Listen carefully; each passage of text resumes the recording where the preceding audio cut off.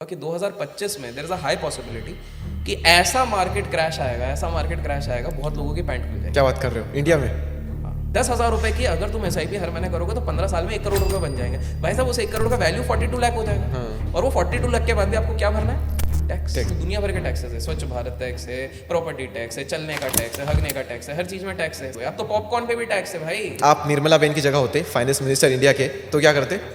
क्या बना दिया यार। वेल्थ को क्रिएट कैसे किया जाए? ठीक है। सबसे सिंपल तरीका क्या है वेल्थ को क्रिएट करने का? डोनाल्ड ट्रंप जीवन में 2 बार बैंकरप्ट हो चुके हैं। वो रॉबर्ट कियोसाकी जिसने पूरे दुनिया को ये सिखाया कि कभी भी लाइबिलिटी और लेवरेज नहीं लेना चाहिए, वो खुद आके बोलता है कि भाई साहब आप मेरी बात करो, मैं 9,000 करोड़ के कर्जे में हूँ। ये ABCDE है जो आपको दुनिया का सबसे रईस इंसान भी बना सकती है। हमारे देश में लाखों करोड़ों लोगों के, यंग लोगों के प्रॉब्लम सॉल्व हो जाएंगी अगर एक सवाल पूछना रिश्तेदारों ने छोड़ दिया, शादी कब करोगे? हाईएस्ट अमाउंट जो कि आपने अर्न किया हो किसी एक पर्टिकुलर मंथ में, वो मंथ कौन सा था? और अगर डिस्क्लोज करना चाहो तो नंबर भी। अंबानी या टाटा? अंबानी। जो वड़ा पाव आज आप 20 रुपए में खा रहे हो, कल को 70 रुपए हो जाएगा और आप बोलोगे इतनी महंगाई है। महंगाई तो होनी है, महंगाई बढ़ेगी तो अपनी आमदनी बढ़ा लो। दोस्तों प्रणाम, वेलकम टू डीप कास्ट। और आज हमारे साथ डीप बातें करेंगे अभिषेक कर भाई। इनका इंट्रो मैं दूंगा, लेकिन पहले हम इनका स्वागत करते हैं, इसके बाद में इंट्रो थोड़ा अलग स्टाइल में करेंगे। सो अभिषेक भाई, स्वागत है आपका हमारे चैनल पर। कैसे हैं आप? एकदम बढ़िया, thank you so much for inviting. बहुत दिनों से ट्राई कर रहा था, आज फाइनली हो गया पॉडकास्ट हमारा। बिल्कुल, सब्र का फल मीठा होता है। होपफुली ये पॉडकास्ट भी वैसा ही जाए। हाँ, और इंट्रो का मैंने इसलिए बोला कि मैं पहले क्वेश्चन करूंगा आपसे कि आप अपने आप को डिफाइन कैसे करते हो? आप एक ट्रेडर हो, इन्वेस्टर हो, या फिर अपने आप को एक इन्फ्लुएंसर मानते हो, या फिर एक एडवाइज़र? तो मैं वो बंदा हूँ जो एक जर्नी पे निकला हुआ है, जो सिर्फ ट्रेडिंग में अपने आप को कन्फाइन नहीं करना चाहता है। उसका सिंपल सा रीज़न है, अब आप खुद देखो, जब ट्रेडिंग की बात करते हैं तो हमारे देश में अभी तक इतना कुछ होने के बाद, इतनी ज़्यादा अवेयरनेस के बाद भी 3% का तो पेनिट्रेशन है। हाँ। तो ये कहीं ना कहीं स्वाभाविक एक ह्यूमन बिहेवियर बता रहा है कि हमारे देश में भी बोलना बड़ा आसान है कि ये 50% हो जाएगा, 60% हो जाएगा, तो क्या होगा? इतना कुछ होने के बाद, इतने फाइनेंस इन्फ्लुएंसर आने के बाद, इतना टेक्नोलॉजी होने के बाद भी पेनिट्रेशन नहीं हो रहा है। तो कहीं ना कहीं मेरे को दिखता है कि ये मार्केट कहीं ना कहीं एक लेवल पे चलेगा, सब कुछ अच्छा होगा, बट जो क्रेज़ रहेगा वो उतना ज़्यादा नहीं होगा। इसलिए आप इंडिया में आप देखोगे, गिनती के टॉप पीपल की बात करो स्टॉक मार्केट में, वो आप हाथ में गिन सकते हो, जिनको हर कोई जानता है। हाँ। सब्जी वाले से लेके हर कोई जानता है। वो गिनती के आप मतलब आप पूछोगे तो इंडिया में से वो राकेश झुनझुनवाला जी को ही जानते होंगे। अगर आप उनसे पूछोगे राधा किशन दम्मानी, वो भी नहीं पता होगा। रमेश दम्मानी तो भी, आप घर पे भी आसपास जिनका मार्केट से कोई लेना देने नहीं, पूछोगे बोले ये कौन है, उनको नहीं पता कि जिस डीमार्ट से वो शॉपिंग कर रहे हैं वो राधा किशन दम्मानी जी का है। उनको भी नहीं पता। तो स्वाभाविक सी बात है, मुझे पता है कि केवल स्टॉक मार्केट से रेस्ट्रिक्ट करने से कोई सेंस नहीं है इसमें, भले ही कोई जज करे या जो भी करे। बट येस, आई वुड से कि मैं अपने आप को डिफाइन ऐसे ही करूंगा, somebody who is curious about life, जो क्यूरियस है, क्यूरियोसिटी कभी उसकी खत्म नहीं होती है, तो मैं बस वही इंसान। साइड में से निकल गए आप क्वेश्चन का जवाब देने के लिए। लेकिन बाय प्रोफेशन आप ट्रेडर हो, इन्वेस्टर, या फिर इन्फ्लुएंसर? अगर प्रोफेशन बोलेंगे तो मैं कहूँगा अपने आप को इन्वेस्टर। बट इन्वेस्टर के हिसाब से भी मैं अपने को सिर्फ स्टॉक मार्केट इन्वेस्टर नहीं कहूँगा। मैं 11 स्टार्टअप्स में भी इन्वेस्टर हूँ। ओके। उनमें से कुछ ऐसी कंपनीज़ है जिसमें कुछ बड़े बड़े लोग भी एसोसिएटेड हैं। वन ऑफ द कंपनीज, उसमें इन्वेस्टमेंट नितिन कामत जी का भी है, कुणाल शाह का भी है, इस तरह से भी कुछ कंपनीज है। ट्रेडिंग भी करता हूँ, but to be very honest I am not a very good trader. अच्छा है सो है। बिल्कुल। ओके, सो ये तो इंट्रोडक्शन हो गया एक तरह से आपका जी। अब हम स्टॉक मार्केट की बात करते हैं। इंडियन स्टॉक मार्केट का फ्यूचर क्या है? 20 से 25 सालों में ये कहाँ जाएगा? देखो, 20 से 25 साल में तो काफ़ी अच्छा जाएगा। इतना बड़ा होराइजन अगर दे ही दिया है। देखो, 20-25 साल तो बहुत ज़्यादा हो गया। मैं कहूँगा 15 साल के अंदर मैं देखता हूँ कि यहाँ से एटलीस्ट 3-4 गुना हो जाएगा। 3-4 गुना? 3-4 गुना। देखो, अभी $3 ट्रिलियन की हमारी इकोनॉमी है। ईयरली परसेंटेज देखा जाए तो कितना होगा ये यार 15 सालों के लिए? देखो, मैं ईयरली कंपाउंडिंग जो जनरली बोलते हैं वो बोलते हैं 12 से 15% तो देगा। ये हिस्टोरिकली भी देखा गया है कि 12-13% का देता ही है। 15% अपन मान के चलते हैं। लेकिन मैं 25 साल का इसलिए नहीं ले रहा हूँ बिकॉज बहुत ज़्यादा लंबे ड्यूरेशन में कुछ अनसर्टिनिटीज़ भी हो जाती है। मैं उसको थोड़ा सा एक्सप्लेन करता हूँ तब आप समझ जाओगे। तो अगले 10-15 साल में तो मैं इसलिए बोल रहा हूँ कि आराम से, अभी $3 ट्रिलियन की इकोनॉमी है, $9 ट्रिलियन तो बोल रहे हैं 7-8 साल में ही हो जाएगी। और जिस तरह की पॉलिसीज आ रही है कहीं ना कहीं हो भी जाएगी। आई वुडंट बी सरप्राइज, थोड़ा बहुत आगे खिसका दो तो 10-12 साल में हो जाएगी। ठीक है, तो यहाँ तक तो मेरे को सही है। लेकिन प्रॉब्लम एक देखता हूँ मैं चाइना के साथ कंपेयर करके, दो प्रॉब्लम्स में बताता हूँ। पहला चीज़ क्या हो गया था कि चाइना में भी सीन क्या हो गया था कि $18 ट्रिलियन तक जब टोटल मार्केट कैप और सब कुछ था, सब कुछ बढ़िया चल रहा था। फिर इन लोगों ने ना 2-3 गलत पॉलिसीज बना दी। एक तो 1 चाइल्ड पॉलिसी बना दी जिसको लेके आज भी पछता रहे हैं। उन्होंने बोल दिया कि घर घर पे एक ही बच्चा होना चाहिए, वरना भैया तुम पे सब तुम्हारी बैंड बजा देंगे। ठीक है, तो उसके चक्कर में क्या हो गया, उनका डेमोग्राफिक डिविडेंड गिर गया। अर्थ क्या होता है, यूथ उनका डिक्लाइन हो गया और ओल्ड एज पॉपुलेशन बढ़ गई। ओल्ड एज पॉपुलेशन सिर्फ कंज्यूम करती है, प्रोड्यूस नहीं करती है। 70-80 साल की रियलिटी है। 70-80 साल के लोग कितने काम करते हैं? यूजुअली वो रिलैक्स करते हैं, भाई जीवन भर बहुत काम कर लिया। जो एक्चुअल प्रोड्यूसर्स रहते हैं वो यंगस्टर्स ही रहते हैं, वो 45 के अंदर वाले ज़्यादातर रहते हैं। इनोवेशन कौन करेगा जब न्यूरॉन्स आपके एक्टिव है? न्यूरॉन्स कब एक्टिव रहते हैं? बिलो 45, 45, 30 के बाद तो स्लो डाउन होने शुरू हो जाते हैं ना, आपके दिमाग की क्षमता कम होने लग जाती है, फिर बड़े हो गए तो अल्जाइमर और दुनिया भर की चीज़ें आ जाती हैं। तो ये दूसरी चीज़ है। तो सीन क्या होगा कि इंडिया भी, ये ग्लोबल इकोनॉमीज में देखा गया, रे डैलियो करके एक बंदा है जो कि दुनिया का सबसे बड़े हेज फंड चलाते हैं, ब्रिज वाटर हाउस, दुनिया का सबसे ज़्यादा पैसा चलाते हैं। बाय द वे वो अपना यूट्यूब चैनल भी चलाते हैं। तो जिन लोगों को लगता है पैसे वाले यूट्यूब नहीं चला सकते हैं, दुनिया का सबसे ज़्यादा पैसा मैनेज करने वाला खुद यूट्यूब चलाता है, किताब भी लिखता है, इंटरव्यू भी देता है, तो समय सबके पास रहता है। ये बहाने करना छोड़ दो। तो आप खुद सोचो, उन्होंने एक रिसर्च करी, उन्होंने ना 200 साल तक पूरे इकोनॉमीज़ की रिसर्च करी। उन्होंने एक पॉइंट बताया कि भाई मैंने एक चीज़ देखी हुई है कि यूजुअली कोई भी सुपर पावर 100-150 साल तक उसका टाइम रहता है। तो वो कहता है कि यूएस आगे चलकर सुपर पावर नहीं रहेगा, इसका समय खत्म होने वाला है बहुत जल्द। और वो लगता भी है, कभी देखते हैं तो हमको लगता है कि अब यूएस हो सकता है आने वाले 10-20 साल में कोई और दूसरा सुपर पावर बन जाए, कुछ भी हो सकता है। That is one. एंड दूसरी चीज़, उन्होंने एक इंटरव्यू में कहीं तो भी ये चीज़ बताई थी कि जब भी हमने देखा है कि ये 18-20 ट्रिलियन डॉलर जब इमर्जिंग इकोनॉमी उस तरफ पे पहुंच जाती है, उस समय पे अगर वो बहुत ट्रांसफॉर्मेशनल शिफ्ट नहीं लेती है तो वो वहाँ पे स्टैग्नेंट होती है और फिर वो डिप होने लग जाता है ना, ऐसे जाके वो ऐसे होने लग जाती है। तो मेरे को ये डर है कि अगर हम जब 18-20 ट्रिलियन डॉलर चले जाएं, उस समय पे सिर्फ एक ही चीज़ बचा सकती है, वो होता है इनोवेशन। ईदर यू इनोवेट और यू सफोकेट। और प्रॉब्लम है इनोवेशन में ही हमारा बोलबाला नहीं है। आप खुद सोचो, भारत आज तक खुद का ना माइक्रोसॉफ्ट बना पाया, ना एप्पल बना पाया है, ना खुद की एक सोशल मीडिया रिलायबल ऐप बना पाया। एक बनाया था ट्विटर की कॉपी, वो भी बंद हो गई। सिंपल सी बात है ना। तो आपको ये चीज़ समझनी कि इनोवेशन की कमी है। बाहर यूएस के साथ आप कंपेयर करोगे तो यूएस के जो सेल्स होते हैं उसका ऑलमोस्ट 5% इनोवेशन एक्सपेंसेस में चले जाता है। हमारा इधर 0.05% जाता है। इनोवेशन करना नहीं है, क्यों? किसी विदेशी ने बनाया, उसी को तो कॉपी करना है अपने को, और क्या करना है। सिंपल सी बात है, R&D में क्यों पैसा लगाए? तो R&D और इनोवेशन करने की कोशिश कर रहे हैं, लेकिन कमी है, अपॉर्चुनिटी मिलती नहीं है, इसलिए हमारे इधर ब्रेन ड्रेन हो जाता है। तो हमारे इधर के सारे दिमाग वाले लोग वहाँ पर माइक्रोसॉफ्ट, एप्पल, गूगल ये सब चला रहे हैं, फिर हम प्राउड फील करते हैं, देखो इंडियन, वो खुद इंडिया नहीं आ रहा है, वो उधर जाके देख रहे हैं। तो ये एक चैलेंज है कि इनोवेशन करना पड़ेगा। दूसरी चीज़ क्या हो जाएगी कि 20-25 साल बाद जिस तरह AI चल रहा है ना, मैं ये डंके की चोट पर कह सकता हूँ कि अगर भारत ने AI को सीरियसली ले रहे हैं, लेकिन AI बेस्ड इन्वेस्टमेंट्स कंपनीज अगर साथ में मिलकर काम नहीं करेंगे और बड़ा नहीं बनाएंगे, 7-8 साल मैं जिस हिसाब की भारत में बेरोजगारी होगी, लोग रोने लग जाएंगे, AI आप सबकी नौकरी खा जाएगा। पहले मेरे को नहीं लगता था, पर ये रियलिटी है। पता है यूएस बहुत स्मार्ट है, क्या कर रहा है? यूएस ने देखा कि चाइना तो बहुत आगे निकल रहा है। अरे यार, चाइना तो पर्सनलाइज्ड AI तक चले गया है। इन द सेंस आप दुकान जाओगे, वो इस चीज़ पे जा चुके हैं, परसेप्टिव AI पे चले गए। तो चाइना वाला सोचो इतना खतरनाक परसेप्टिव AI बना लिया कि भाई एंट्री से लेके चेकआउट तक वो पूरा AI आपको पूरी तरीके से गाइड कर रहा है। तो चाइना को जब देखा, और चाइना अब ये डिफेंस मैकेनिज्म में भी ला रहा है, और पूरी दुनिया को अगर 2 देशों से डर लगता है कि भाई AI इनके पास नहीं जाना चाहिए, कहीं भी चले जाए, वो होता है पाकिस्तान और चाइना। उस पूरी दुनिया को ये डर रहता है कि भैया इन दोनों के पास नहीं जाना चाहिए, और जा रहा है। और चाइना, आपको भी पता है, तो हमसे भी आगे निकल गया। बिल्कुल। तो चाइना को देख के यूएस ने स्ट्रिक्ट हो गया। यूएस वालों को ना एक बहुत बढ़िया चीज़ समझ ली कि दुनिया में आज के समय पे 21वीं सदी में आपको अगर आगे बढ़ना है ना, आप कंपटीशन से नहीं बढ़ पाओगे, कोलैबोरेशन से बढ़ पाओगे। ये यूएस ने समझ लिया। तो यूएस की जो टॉप 3 टेक्नोलॉजी कंपनीज है, कौन सी हो गई? एप्पल हो गई, माइक्रोसॉफ्ट हो गई, अमेजॉन हो गई। उन्होंने बोला अपना काम में तो हम किसी को हाथ नहीं देंगे, पूरा शेयर हमारा है। एप्पल बोला भैया स्मार्टफोन तो मैं ही बेचूंगा, आईफोन तो मैं ही बेचूंगा, आईपैड तो मैं ही बेचूंगा। माइक्रोसॉफ्ट बोला ऑपरेटिंग सॉफ्टवेयर तो मैं ही बेचूंगा।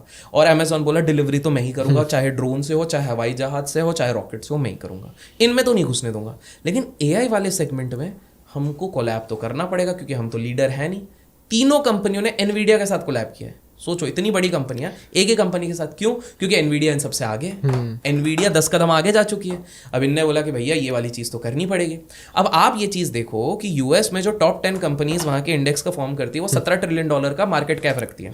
हमारे पूरे भारत का मार्केट कैप 2.5 से 3 ट्रिलियन डॉलर है। तो आप सोचो, हम तो सिर्फ 10 कंपनी की बात करें, और ये AI बेस्ड कंपनियां काम कर रही है, वो साथ में मिलकर $6 ट्रिलियन की है।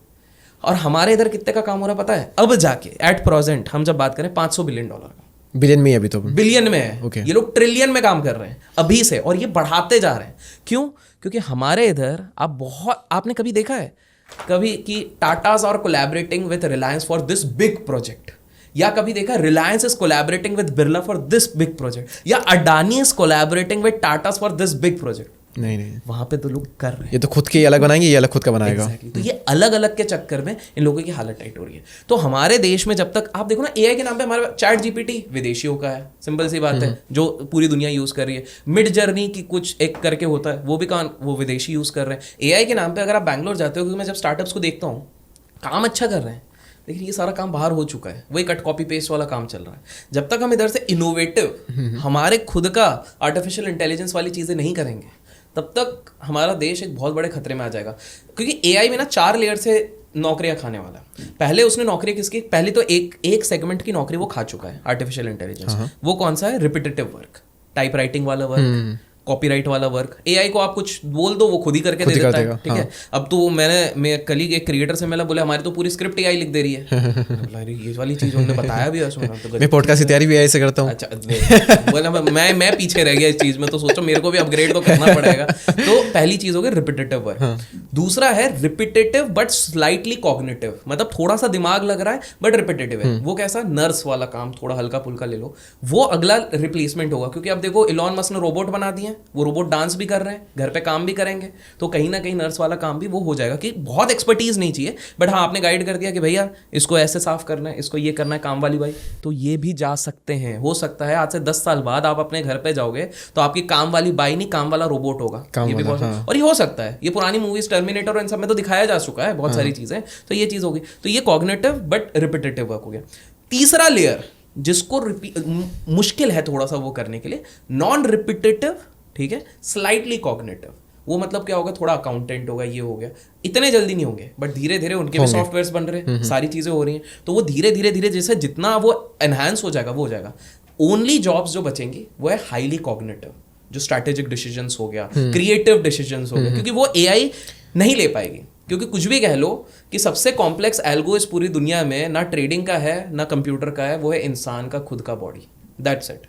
ये जो इंसान की बॉडी चल रही है जिसमें 208 बोन्स हैं, 32 दांत हैं और कुछ 28 ट्रिलियन से ज़्यादा सेल्स हैं, इससे कॉम्प्लेक्स कोई भी एल्गोरिदम या मशीन आज तक नहीं बना है। तो इसको आप रिप्लेस नहीं कर पाओगे। तो मेक श्योर कि आप अपनी यूनिक स्किल सेट्स बढ़ाते जाओ, अदरवाइज आप खत्म हो जाओगे। ओके, तो इनोवेशन के फैक्टर की वजह से आपने कहा कि 20-25 साल का हम नहीं सोच सकते, लेकिन 15 साल तक का सोच सकते हैं। और 20-25 साल में अनवांटेड इवेंट्स भी हो सकते हैं। एक सिंपल हाइपोथेटिकल लेते हैं, आपने सोचा तो 2020 में कोविड आएगा? किसी ने नहीं सोचा, क्योंकि 100 साल में पहली बार हुआ। Who knows, एलियन अटैक कर दे 20-25, कुछ भी हो सकता है। एलियन आ जाए, कुछ अटैक कर दे, या कोई मान लो कोई और बीमारी बन गई, ज़ोंबीज बन गए सही में। और कोविड तो चला गया जल्दी, हो सकता है वो जल्दी ना भी जाए। बिल्कुल ना जाए। जापान का मार्केट तो 35 साल से वहीं घूम रहा था, ये इंडिया के साथ में हो जाए।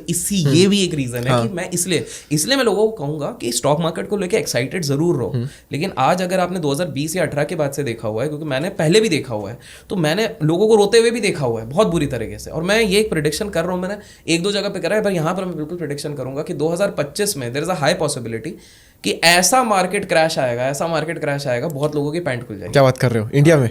हाँ, अच्छा। वो ट्रिगर कैसे होगा, क्या होगा, बट 2025 आप पूरा 2025 देखो आराम से, आपको दिखेगा। आप सोच नहीं पाओगे क्या हो रहा है, क्योंकि आपको अभी तक आदत क्या लगी, डिप होता है उसके बाद तो बाइंग आ ही जाती है, डिप होता तो बाइंग हो जाती है। आपको पूरी आदत डलवा के पूरे आराम से वो जैसे करके फिर हलाल करते हैं, वैसा वो चीज़ होने वाला है। अच्छा, ठीक है। अच्छा, हमने इंडियन मार्केट की बात की थी, थोड़ा शॉर्ट में अगर हम बात करें तो वर्ल्ड का ऐसा कौन सा मार्केट है जिसमें सबसे ज़्यादा स्कोप है आने वाले 15 से 20 सालों में? यूएस मार्केट, चाइना मार्केट, या फिर इंडिया का ही मार्केट हो सकता है? यार रिलेटिवली कंपेयर करोगे, और बिकॉज हमारी ऑडियंस इंडियन है, तो मैं बोलूँगा इंडियन मार्केट को ही आप देखो। सिंपल सी बात है कि आपको ज़्यादा किसके बारे में पता चलेगा? आपके पड़ोसी के बारे में, कि कितना झगड़ा कर रहे हैं, कब बीवी के साथ लड़ाई हो रही है, क्योंकि आवाज़ आ जाती है। सिंपल सी बात है। लेकिन अगर मैं आपको बोलूँगा कि भाई आपका कोई फ्रेंड बैठा है यूएस में, आपको उसके बारे में कितना पता लगेगा? ज़्यादा से ज़्यादा फ़ोन जब करोगे, ज़्यादा से ज़्यादा वो करोगे, व्हाट्सएप करोगे। तो स्टेइंग इन इंडिया, आप बहुत सारी चीज़ें, बाहर की चीज़ें, इंटरनल चीज़ें, एक्सटर्नल चीज़ें अपडेटेड नहीं रह पाओगे। तो आपके इन्वेस्टिंग डिसीजन बहुत बार एक्सटर्नल फैक्टर्स पे डिपेंड करेंगे कि कोई बंदा होगा जो वहां से मेरे को ये सारी इन्फॉर्मेशन कर दे। तो रियलिस्टिकली बोलूँ तो आप भारत के ही मार्केट को ध्यान दो, पोटेंशियल है रिलेटिवली, यहाँ पर पोटेंशियल है। इसके 3 सिंपल से रीजन है। सबसे पहला, हमारे इधर अनइंटेंडेड इन्फ्लोस बहुत बढ़ रहे हैं। अनइंटेंडेड इन्फ्लोस क्या होता है? 24,000 करोड़ का जो SIP हर महीने आ रहा है, आप किसी भी सरकारी नौकरी या नॉर्मल नौकरी वाले से जाके पूछोगे भाई तेरा पैसा कहाँ जाता है, बोले SIP, कॉन्फिडेंस से बोलेगा। आप उससे पूछोगे भाई तेरे SIP तो जा रही है, कहाँ कहाँ पे जा रही है, उसमें 50% लोग बता ही नहीं पाएंगे, उनको सिर्फ पता है SIP एक एजेंट कर रहा है, वो नहीं पता। फिर उन 50% लोगों से पूछोगे अच्छा ये म्यूचुअल फंड में डाल रहे हो, ये इसका टाइप क्या, हाइब्रिड है, इक्विटी है, डेट है, बॉन्ड बेस्ड है, उसमें 50% कट जाएंगे। फिर उन 50% से जो बचे हुए हैं उनसे जब आप पूछोगे कि भाई एक काम कर तू ये बता दे कि ये इतना सारा पैसा तो तुम्हारा कट रहा है, ये किस तरह के स्टॉक्स में लगा रहे हैं, वो 10 स्टॉक्स के नाम तो बता दे। उसमें से तो और 80% लोग कट जाएंगे। फाइनल 20% से आप पूछ लोगे अच्छा फंड मैनेजर कौन है, उनको ये भी नहीं पता होगा। कितने बार आपकी रीशफलिंग हो रही है स्टॉक्स की, उनको नहीं पता है। ये अनइंटेंडेड इन्फ्लोज है, उनको पता ही नहीं है, लेकिन बिकॉज सुन लिया है SIP करना अच्छा है और पैसा बनेगा, कहीं और दस्ता नहीं है, तो वो चल रहा है। तो ये अनइंटेंडेड फ्लोज आते रहेंगे, ठीक है। तो that is one good thing कि धीरे धीरे ये बढ़ता जाएगा। 24,000 करोड़ का आंकड़ा है, एक समय पे 40,000 करोड़ भी होगा, 50,000 करोड़ भी होगा, सब बढ़ेगा। तो दैट इज नंबर 1, ठीक है। दूसरी चीज हो रही है स्टैंडर्ड ऑफ लिविंग हमारे इधर बढ़ रहा है और कंजम्पशन रेट्स भी बढ़ रहे हैं। हमारे देश में आप पहले देखोगे 6-8 साल पहले लोगों को इतना शौक नहीं था कि मेरे पास बुगाटी हो, मेरे पास लैम्बोर्गिनी हो, मेरे पास ये हो वो हो, कुछ भी कह लो, सोशल मीडिया कह लो, कुछ भी कह लो, अब लोगों का क्रेज एक आ चुका है। पहले लोग इतना पिज्जा बर्गर नहीं खाते थे, अब वो खाएंगे, सिंपल सी बात है। बिकॉज यंग पॉपुलेशन ज्यादा है, डेमोग्राफिक डिविडेंड्स हमारा इधर ज्यादा है, तो वो दूसरा पॉइंट हमारा ये वाली चीज हो गई। और तीसरा जो सबसे ज्यादा मेरे को लगता है, the risk taking appetite of youngsters is really high. Okay, हमारे इधर हम लोग रोते रहते हैं कि अरे यंगस्टर्स लुट रहे हैं, बर्बाद हो रहे हैं, बिकॉज FNO ट्रेडिंग कर रहे हैं, ये वो कर रहे हैं। हम सिर्फ एक एस्पेक्ट देख रहे हैं कि भाई वो इतना रिस्क ले रहे हैं, गैम्बलिंग एप्स में जा रहे हैं, वो जा रहे हैं। तो भाई सिंपल सी बात है, रिस्क टेकिंग एपेटाइट उनकी बढ़ गई, वो रिस्क टेकर्स हैं। तो वो वहां पर अगर 50 लोग वहां बर्बाद हो रहे हैं, तो 50 लोग ये रिस्क लेके भी कहीं कहीं आबाद हो रहे होंगे, आबाद हो रहे हैं कि भाई ठीक है कुछ नहीं, क्रिप्टो में पैसा बनाया हुआ है। कुछ लोगों ने ये सोचा है कि भाई ठीक है कुछ नहीं, SIP भी कर रहे हैं, तो ये तो रिस्क। देखिए मैं आपको बताता हूँ, 1980s में US में एक 401k रेवोल्यूशन आया था। एक तरीके से आप समझ लो वहाँ का government based fix deposit, simple तरीके से बता रहा हूँ, लोग डाल रहे थे, ठीक है, 401k पे। वो वाला रेवोल्यूशन SIP के फॉर्म में हमारे देश में आ चुका है ना। आप देखो कोविड के पहले अगर 4-5 हज़ार करोड़ रुपए के SIP इन्फ्लोज आ रहे थे, 24,000 करोड़ हो रहा है, कुछ तो हो रहा है। अगर कोविड के पहले केवल 4 से 5 करोड़ डीमैट थे, 17 करोड़ डीमैट हो गए, कुछ तो हो रहा है ना। उसके लिए थैंकफुली हम जैसे इन्फ्लुएंसर्स भी होते हैं, ऑब्वियसली सबसे बड़ा रीजन यही है। बिल्कुल है, बट फिर भी हम लोगों के पीछे ही लोग पड़े रहते हैं।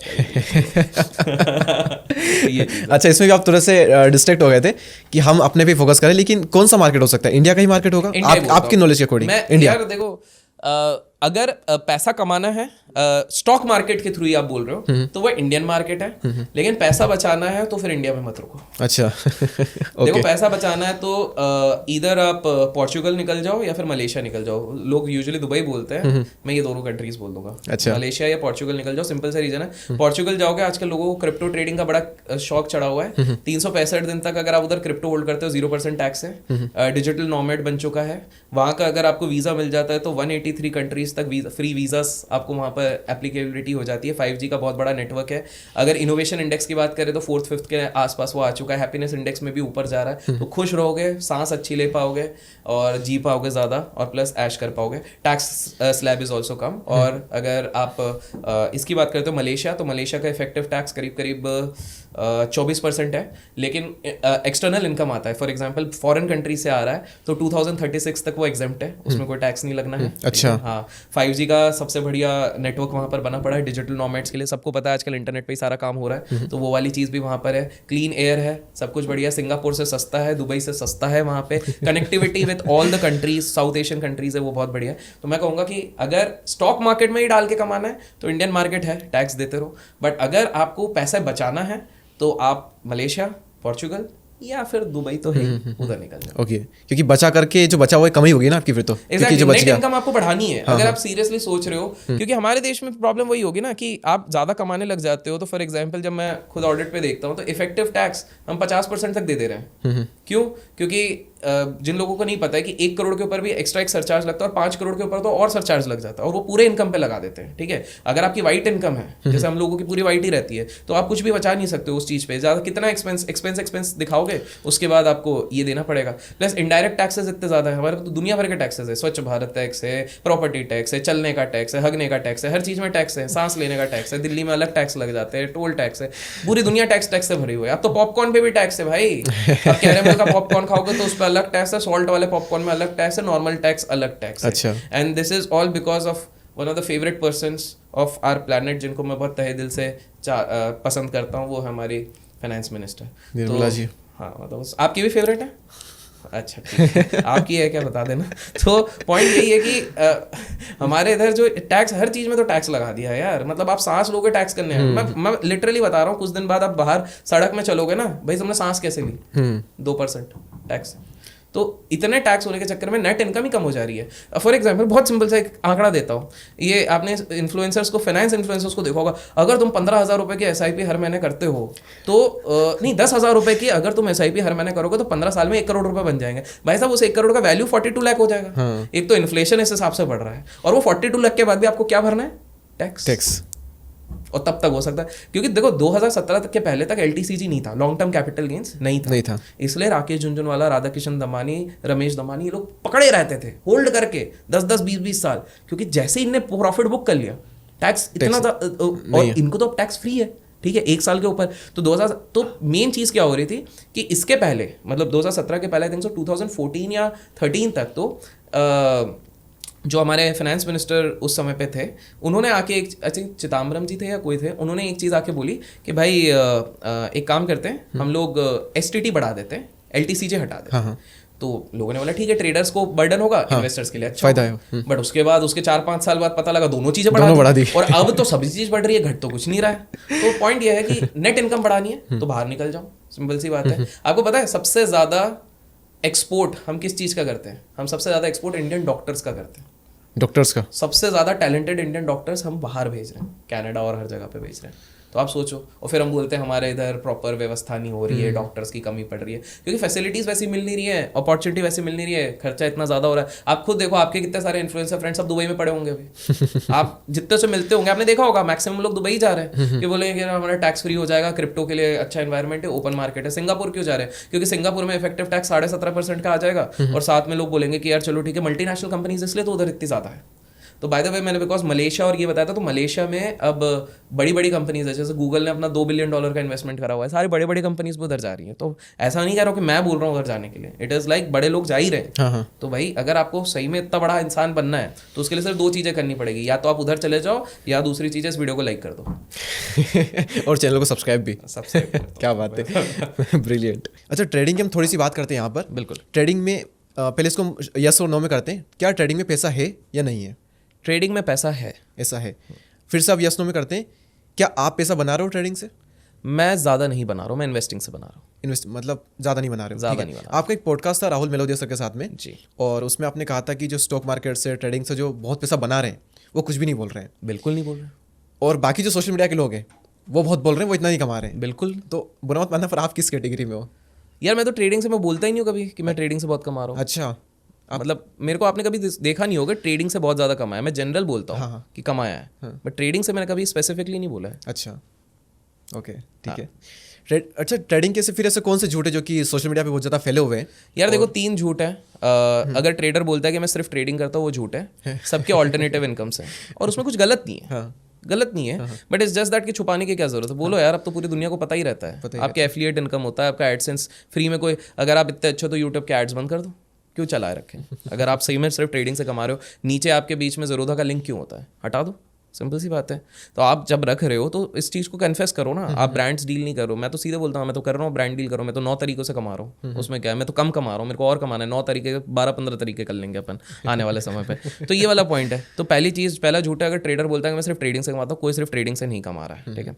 दूसरी चीज़ है, अगर हाँ, और ज़रूरी नहीं है कि वो हर चीज़ सोशल मीडिया पर ही करे। नहीं कमा रहा इन द सेंस, हो सकता है उनका रियल एस्टेट बिजनेस भी हो, फैमिली बिजनेस भी हो, ऐसे भी काफ़ी सारे लोग हैं। तो जस्ट टेल ऑनेस्टली ना, क्योंकि लोगों को गलत आप वो क्यों धारणाएं दे रहे हो? एक आम इंसान जिसके जेब में 5,000 रुपये होता है, वो सोचता है कि भैया मैं ट्रेडिंग में आऊँगा और अपनी लाइफ बदल जाएगी। ऐसा नहीं होता बॉस। 5,000, अब आप सिंपल सा देखो ना, अपने आप को अगर कंपेयर करना है तो दुनिया के टॉप ट्रेडर से करो। ओके। दुनिया का टॉप ट्रेडर जो था जिम साइमंस थे, दुर्भाग्यवश उनकी लास्ट ईयर मृत्यु हो गई। अगर मैं बोलता हूँ आप भी जिम साइमंस हो, मतलब 0.001% में आते हो, उनका एनुअलाइज CAGR 66% का रहता है। 66% का साल भर का एनुअलाइज CAGR है पोस्ट एवरी डिडक्शन। तो अब एक बात बताओ, अगर आपके पास 1,000 रुपये से आप ट्रेड कर रहे हो, तो साल भर का आपका टेक्निकली विद डिसिप्लिन कितना बन रहा है? आप खुद कैलकुलेट करके बताओ। आप लोगों को जितना कैपिटल आप कैलकुलेट करो, साल भर में 66% है। देयर इज अ रीजन, ये रीजन है। ईयरली हम बात कर रहे हैं, ईयरली, बिल्कुल। तभी अब आपको समझ में आ रहा है क्यों जो सेंसिबल ट्रेडर होगा, अगर आपने भी पॉडकास्ट किया होगा, वो हमेशा बोलेगा कि एटलीस्ट 1 करोड़ लेके आओ। अब आपको समझ में आ रहा है? 50,000, 10 लाख, 50 लाख, क्योंकि आप खर्चे देखो ना। अगर 1 लाख रुपए लेके आते हैं अच्छा, आप कुछ लोग इधर और अब मैंने तो 1 लाख रुपए से बना दिया तो 2 लाख रुपए, सस्टेनेबल इनकम की बात कर रहे हैं भाई। हम इसकी बात नहीं कर रहे कि आपने एक बार वन शॉट वंडर तो हीरो जीरो खेल के आप कोई भी बना लोगे। क्या आप 10 साल तक ये चीज कर पाओगे? नहीं कर पाओगे। तो अगर आप 10 साल 20 साल का गेम खेल रहे हो, 1-2 साल का मैटर नहीं करता। बिल हुआंग करके एक ट्रेडर था, वो 12 साल तक पैसा बनाया था, उसके पास लिक्विड वेल्थ इलॉन मस्क से ज्यादा थी। अच्छा। एक समय पे लिक्विड मतलब, क्योंकि इलॉन मस्क का तो सारा इक्विटीज में लगा हुआ है, तो बिल हुआंग का करीब करीब 24,000 करोड़ रुपए लिक्विड था।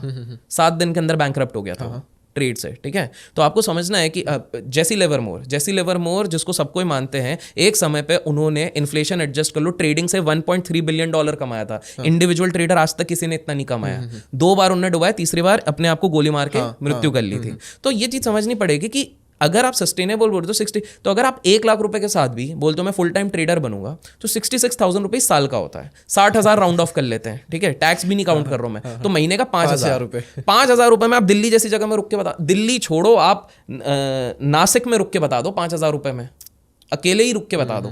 रेंट भी देना है, खाना भी है, इंजॉय भी करना है, सब कुछ करना है। और वो भी हम तब की बात कर रहे हैं जब आप टॉप 1% से भी कम में आ जाओ, 66 निकालने के बाद। एग्जैक्टली, हाँ, वो भी तब की हम बात कर रहे हैं। तो रियलिस्टिक हो ना, देयर इज अ रीजन क्यों लोग कहते हैं बड़े कैपिटल। तो पहला झूठ तो ये हो गया कि लोग बोलते हैं कि हमारा कोई दूसरा सोर्स ऑफ इनकम नहीं है, सबका सोर्सेस ऑफ इनकम है, एटलीस्ट 2-3 तो सबके हैं। ठीक है, जितने लोग बोल रहे हैं फुल टाइम ट्रेडर है, कोई भी फुल टाइम ट्रेडर नहीं। अगर फुल टाइम ट्रेडर है तो भैया ब्रांड्स करने बंद कर दो, एडसेंस करना बंद कर दो, तुम ये एफिलिएट डालना बंद कर दो, सिंपल सा है। और आप जितनों को भी इंटरव्यू करोगे या कर चुके हो, आप देखना कुछ ना कुछ है सबका, सिंपल सी बात है। तो there is nobody a full time trader, बोलने में फैंसी लगता है और कुछ नहीं है। तो दैट इज नंबर 1।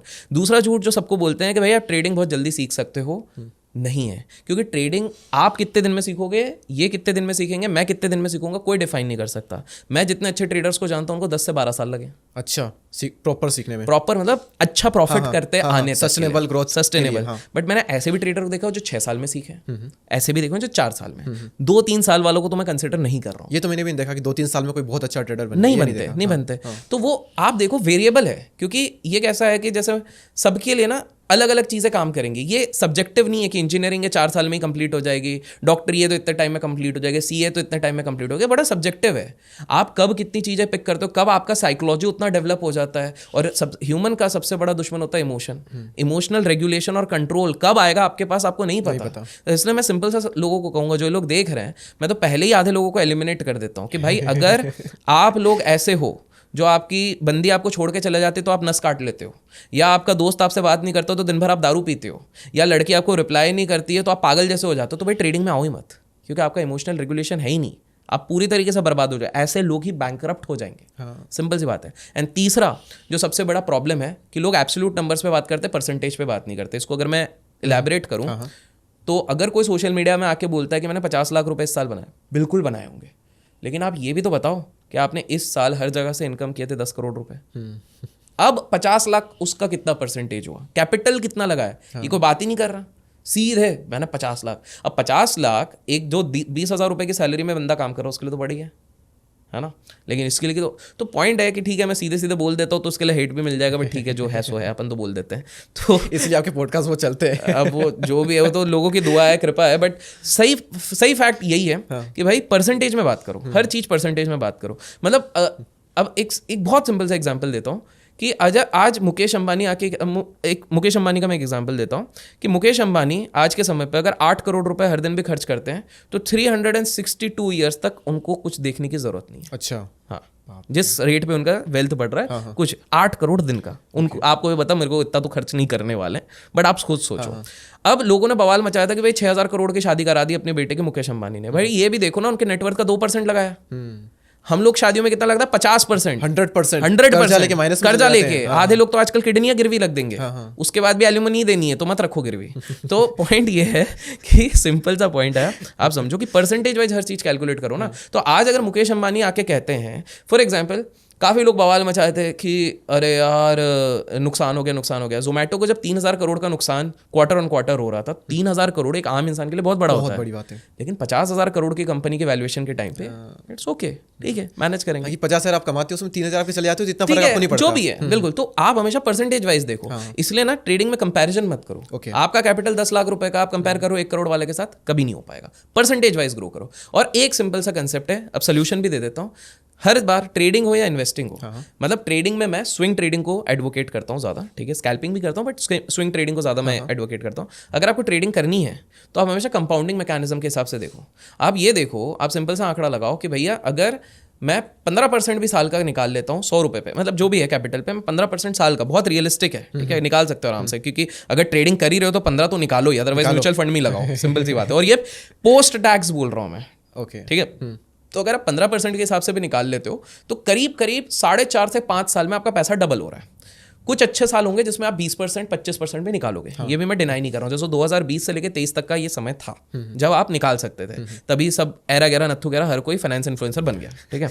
तो आप सिंपल सा है, अगर आप 25% निकालते हो तो आप मोटा मोटी 3 साल में पैसा डबल करते हो। तो अगर आप सही में एक्सेप्शनल ट्रेडर या इन्वेस्टर हो, आप 25% भी टारगेट करते हो, 30% भी टारगेट करते हो, तो अब 66% का आंकड़ा किस तरह से देखा जा सकता है अगर आप इन्वेस्टर हो। और मैं बोलता हूँ कि मैं तो बेस्ट हूं, मैं वॉरेन बफेट को पीछे छोड़ दूंगा। वॉरेन बफेट तो मेरे जूते के नीचे है, क्योंकि वॉरेन बफेट तो सिर्फ 18% रिटर्न बनाता, मैं उसका बाप हूं। अगर आपके दिमाग में ऐसा भी चल रहा है, कोई अगर देख रहा है कि भाई 18% तो कुछ भी नहीं होता, वॉरेन बफेट तो पागल है, बुढ़ा सठे आ गया, ऐसा अगर सोचते हो तुम लोग, तो सिंपल सा है, आप बोलो मैं 50% बनाऊंगा। अब इसको कंपाउंडिंग के नजरिए से देखो कि 1 लाख रुपए है तो वो 50% अगर सही में बना रहे हो, जो कि मेरे हिसाब से 2 लोग ही बना सकते हैं, एक है भगवान और दूसरा एक झूठा इंसान।